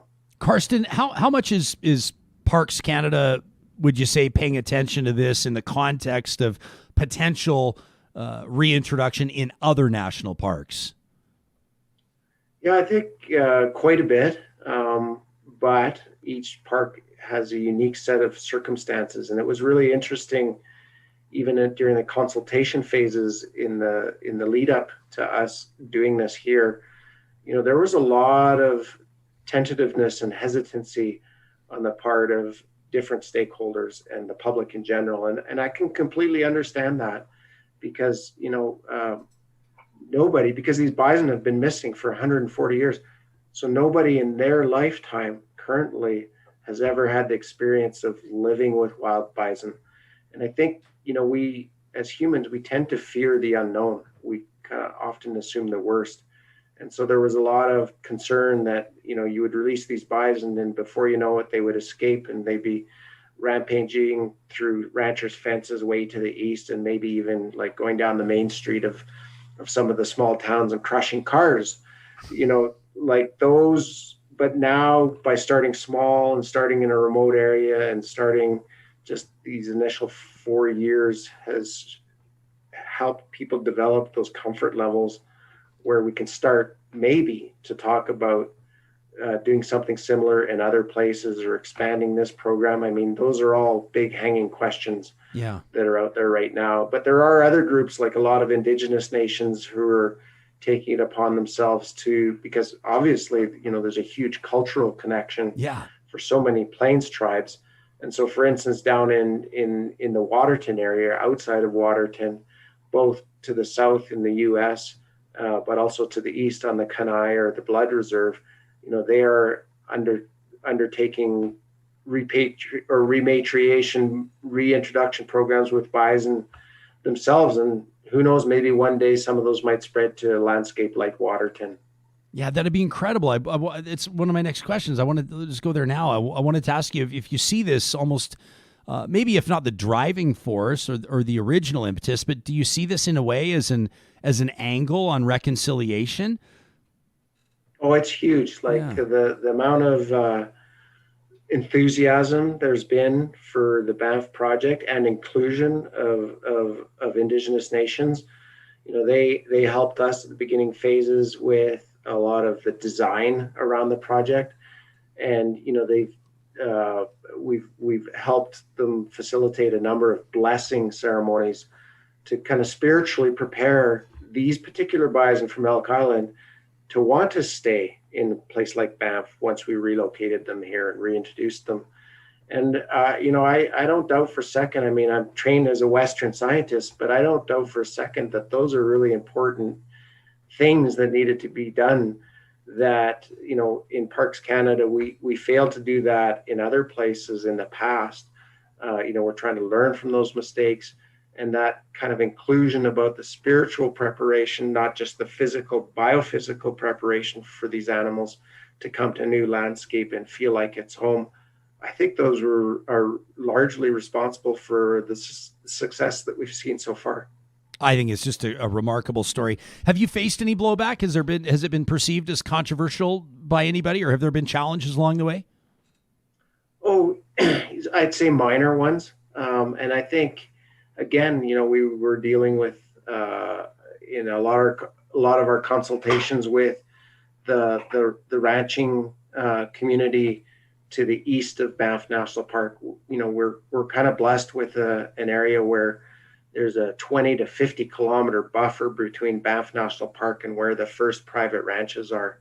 But nonetheless, there were some initial fears that the bison would head east straight away and onto those landscape and potentially mix with cows and wreck fences. That hasn't happened. And in one case, actually, we did have a bull venture that far east in initial stages. That he was just kind of determined to leave. And we had to make the very difficult decision to put him down as he was getting away on that landscape. And I think, as difficult as that decision was and as sad as it was, I think that bought us a lot of credibility with the ranching community, because we had basically committed to doing that at the beginning stages of the project, and we followed through when it was, emerging as a reality. And despite the public blowback that we received over the short term, but I think the ranching community said, okay, these guys made some commitments and they held to them, and that's bought us quite a bit of respect. James says it sounds to me like when they reintroduced wolves to Yellowstone down in the States. It says it balanced out the ecosystem. Is there a bit of a parallel there? Yeah, no, I think so. I actually just recently read the book written by the project manager there about that whole process a decade later. And the scale of that was larger for sure. It's amazing to me how that happened. I think the cultural impediments and challenges that they had to overcome to pull that off were even greater than the ones that we have with bison in our landscape. Karsten, so you mean because they're apex predators? Is that what you mean? Yeah, and they're direct predators on things like cattle and so on, and that's unfolded as such, and they figured out compensation programs. But it's the bumps along the way of that program have been larger and more challenging. So cool. I'm so grateful that you joined us. Is there a chance that audience members of ours that are getting out into the backcountry. I'm going to be out there later this summer in Banff National Park. We get out there every single summer. Is there a chance that people may come across this herd, or would it be very unlikely based on where they are? Well, well, first of all, to answer your question, yes. And we do have people who are hiking and on horseback who are encountering these animals, which is great. And, we just ask the people when they do, they treat them like any other wildlife in Banff National Park, and that they don't pursue them. They give them their distance. We recommend 100 meters or more. Get close with a telephoto lens and binoculars, not with your physical body, and just afford them the respect that they deserve. They're quite nervous around people. Their tendency would be to flee more than anything else. But in doing so, you're kind of displacing them. So again, let's try and coexist with all wildlife, bison included. But it is a remote part of the park, so it's a small number of people that encounter them. And it takes pretty much 2 days from the nearest motor accessible trailhead to get into the heart of the reintroduction zone. So it's a pretty remote area, but it's pretty rewarding. To just visit that area and see all the bison sign is one thing, but to actually get a visual glimpse of the animals, it's pretty wonderful. Oh, I would have chills up and down my spine. I to be quite honest with you, whether it's a pristine, alpine fishing lake or spotting bison or a grizzly sow and 2 cubs or whatever. I like those ones where you got to kind of earn the right to see it. That's pretty special stuff. Karsten Heuer, officially the coolest job of anybody we've talked to this month, the Bison Reintroduction Manager with Parks Canada. Thanks so much for giving us your time and painting just an amazing picture today. We appreciate it. Yeah. Well, thanks so much for taking an interest in this story. Yeah, you bet. So cool. Isn't that so cool? Yeah. I remember I interviewed a guy before I start talking about, getting close to bison when you're up close and personal and this, that, and the other. I try to be very clear. I'm talking about controlled circumstances. These are, but I interviewed a guy a few years ago who was out with his girlfriend at Elk Island National Park. He was out for a jog in the morning and he came across a bison, and his version of the story, which I had no reason to not believe, was that he did everything he could to get out of the way. He was doing his best, but this was it was an aggressive bull, and it came at him, and it got his horn right into his ass cheek and sent him, like it dug in and then sent him. And this guy flew.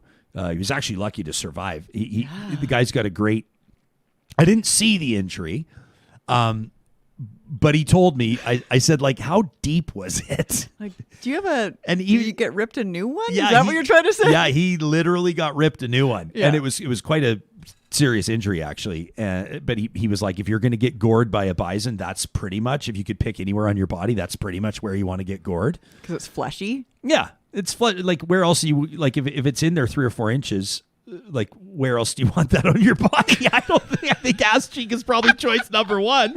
I can't think of where do you want it? In your ear, your stomach, your chest? No, those would all be fatal. Your thigh? I mean, it would be fatal. Yeah. Even your thigh, because you could get that big, massive vein that goes down in your thigh. Is it the carotid? No. It could have been. Well, I mean, once we start talking actual things you learn in school, I'm going to forget everything and have no idea. But just a magnificent animal. I picture these, and it's not like they didn't bring them from. They didn't like raise them on out of their like petri dish, artificial insemination. They raised them in somebody's backyard, and then they turned them loose in Banff National Park. And the wolves and grizzlies are just licking their chops. These are animals that were in Elk Island already, but yeah, they're not encountering those same predators. I mean, if only bison could talk. If they could, Hoyles, I know you'd get an exclusive. I tried. I really tried to get a talking We go now bison. to the herd leader. We go to the vice president of communications for the Banff National Park bison herd. But isn't that Harry? What's your thought on the Harry the bison? I was wondering what his name was. Yeah, Thank you for clearing that up. On short notice, I thought Harry was the appropriate. Yeah, but I just think that's so neat. So cool. If you have a story that's capturing your attention or something that you'd love to learn more about, We would love to hear from you to talk at ryanjesperson.com. Of course, Real Talkers are helping us right now, letting us know. James, the Watcher, and others. We're talking about the femoral artery, I believe. We'll take their word for that on that one. But yeah, let's just say, I'm trying to sit here and think. Someone says, well, what about your arms? Your arms? You want to get a bison 4 inches into your arm? You guys nuts? What are you talking about here? Craig says, if I was an animal, I would be a bison. Okay. Sarah's telling me to move on to the question of the week. Well, no, because in the question of the week, we talked about what animal would you be if you were an animal. Yeah, that's true. But we don't have time for that today, so we'll do the question of the week tomorrow because we have a major thing to talk about right now. You're right. That's why you're the host. We're getting ready to give away like a $15,000 solar installation. This is amazing. First things first, let me remind you that the team at Kubi Energy, based out of Edmonton and Kamloops, BC, is doing solar installations right now, and for that matter, year-round, across Western Canada, helping people at their cabins, cottages, main residences, their businesses, industrial applications. I mean, they do tiny little installs all the way up to massive ones, like big ones for like post-secondaries and conference centers and office towers. Kubi is helping organizations and individuals achieve their sustainability solutions, getting as close to net zero as humanly possible on clean energy. You can learn more online at kubienergy.ca for a quote, for frequently asked questions, or for anything you'd like to learn about going solar. Every Monday, the team at Kubi Energy gets our week started off right with a feature that we call Positive Reflections. Now, here's the deal. This week's Positive Reflections is a little bit different. Typically, we look into our email inbox. We check our Twitter account at Real Talk RJ. We look for the inspiring stories that you've told us, and we bring them to you to say, here's what's made the day. Here's a random act of kindness that changed a Real Talker's week. This week, a little bit different. We've narrowed down our submissions for the Real Talk Net Zero Solar Contest presented by Kubi Energy. Thank you to everybody who sent us your story. Thank you to everybody over the past couple of weeks that entered, that told us your solar story, or most frequently, a story about somebody else that you believed deserved this free, no strings attached solar install. We've narrowed it down to our top 3 in consultation with the team at Kubi Energy and via our question of the week, presented by our official research and strategy partners at Y Station. It's now over to you, Real Talkers. That's right. You have 1 full week to help us determine the winner of our Net Zero Solar Contest. So I want to direct you to ryanjesperson.com. Right at the top of the page, you'll see our question of the week. This is where you click, okay? And in partnership with Y Station, we're asking you to weigh in on important topics. Now, this week, we're talking solar. So you're going to help us determine the winner, but we also want to know how you feel about it. Are you going green as a family? What does that look like? If not, what are the barriers? Where's your understanding about where solar's at, capability-wise and otherwise? Once you get through the first few questions, you'll wind up at our top 3 finalists, and it's my pleasure to introduce you to them right now. The first of our top 3, in no particular order, is the Winifred Stewart Society. If you know sports, if you know humanity, if you know absolute legends, you know exactly who Joey Moss is. May he rest in peace. Joey Moss's legacy of kindness and impact to Edmonton should never be forgotten. Joey's home has west and south-facing roof pitches. It's a perfect fit, says the nominee, for solar power creation. Joey's home takes wonderful care of the most vulnerable clients of the Winifred Stewart Society. Since 1953, this great local organization has been a very bright light. You see what they did there? In the metro area, helping so many people. It would be an incredible high-profile location to feature solar energy and how it can impact non-profits. There are so many reasons, said this nominator, that this project should go to Joey's house. That's number 1. Finalist number 2, Carol and Liz. Now, this was someone, Susan and her husband submitted this said, hey, listen, we already live in a net zero energy home, so we don't need solar panels, but we have two very deserving friends who would love this. Our friends Carol and Liz, they're twins, have both been hardworking registered nurses in Edmonton for more than 40 years. They've given so much in their careers to help the rest of us stay healthy. Carol was a nurse educator at the Cross Cancer Institute. Her twin sister Liz worked at the Royal Alexandra Hospital. They both retired in 2019, just months before the onset of the pandemic, but with the worsening of COVID-19, they both decided to continue working on contract to assist with the hotline and with COVID screening.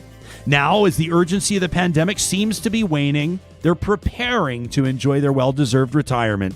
They've seen our solar install, says Susan and her husband, and they've been very interested in adding solar to their lovely post-war home. But there's a lot of upfront costs to consider as retirees. Says their nominator, my wife and I couldn't think of two more deserving people to receive this glorious prize. These two dear friends have given so many for so many years. We would love to see them receive it. That's our second finalist. And here's our third. The Kindles have written in. What an exciting opportunity, they say. Mike and Lori here from Devon, Alberta. Our town was founded during Alberta's oil discovery days. Lately, we've been taking on more and more green energy alternatives. Our community center has solar panels, there's recycling programs, and plastic one-time use bags are forbidden. We own a rechargeable scooter for zipping around town. Lori says the economic crash saw my engineer husband now driving a school bus and working at Timmy's. My salon had to rebuild. After 3 lockdowns, life's been difficult. Net zero for us would be life-changing. It could mean the difference of us not losing our home. We're very frugal. We grow our food in a community garden plot. Lori says I'm a top Google local guide. I'm a social media influencer. And through the pandemic, I've been spreading cheer and goodwill with sidewalk chalk street art. I've been featured on the news, including the national news. People make our driveway part of their daily dog walks and bike trips. The solar panels will get a lot of attention. She says, I've submitted a few photos of Mike tanking up our car with unicorn farts.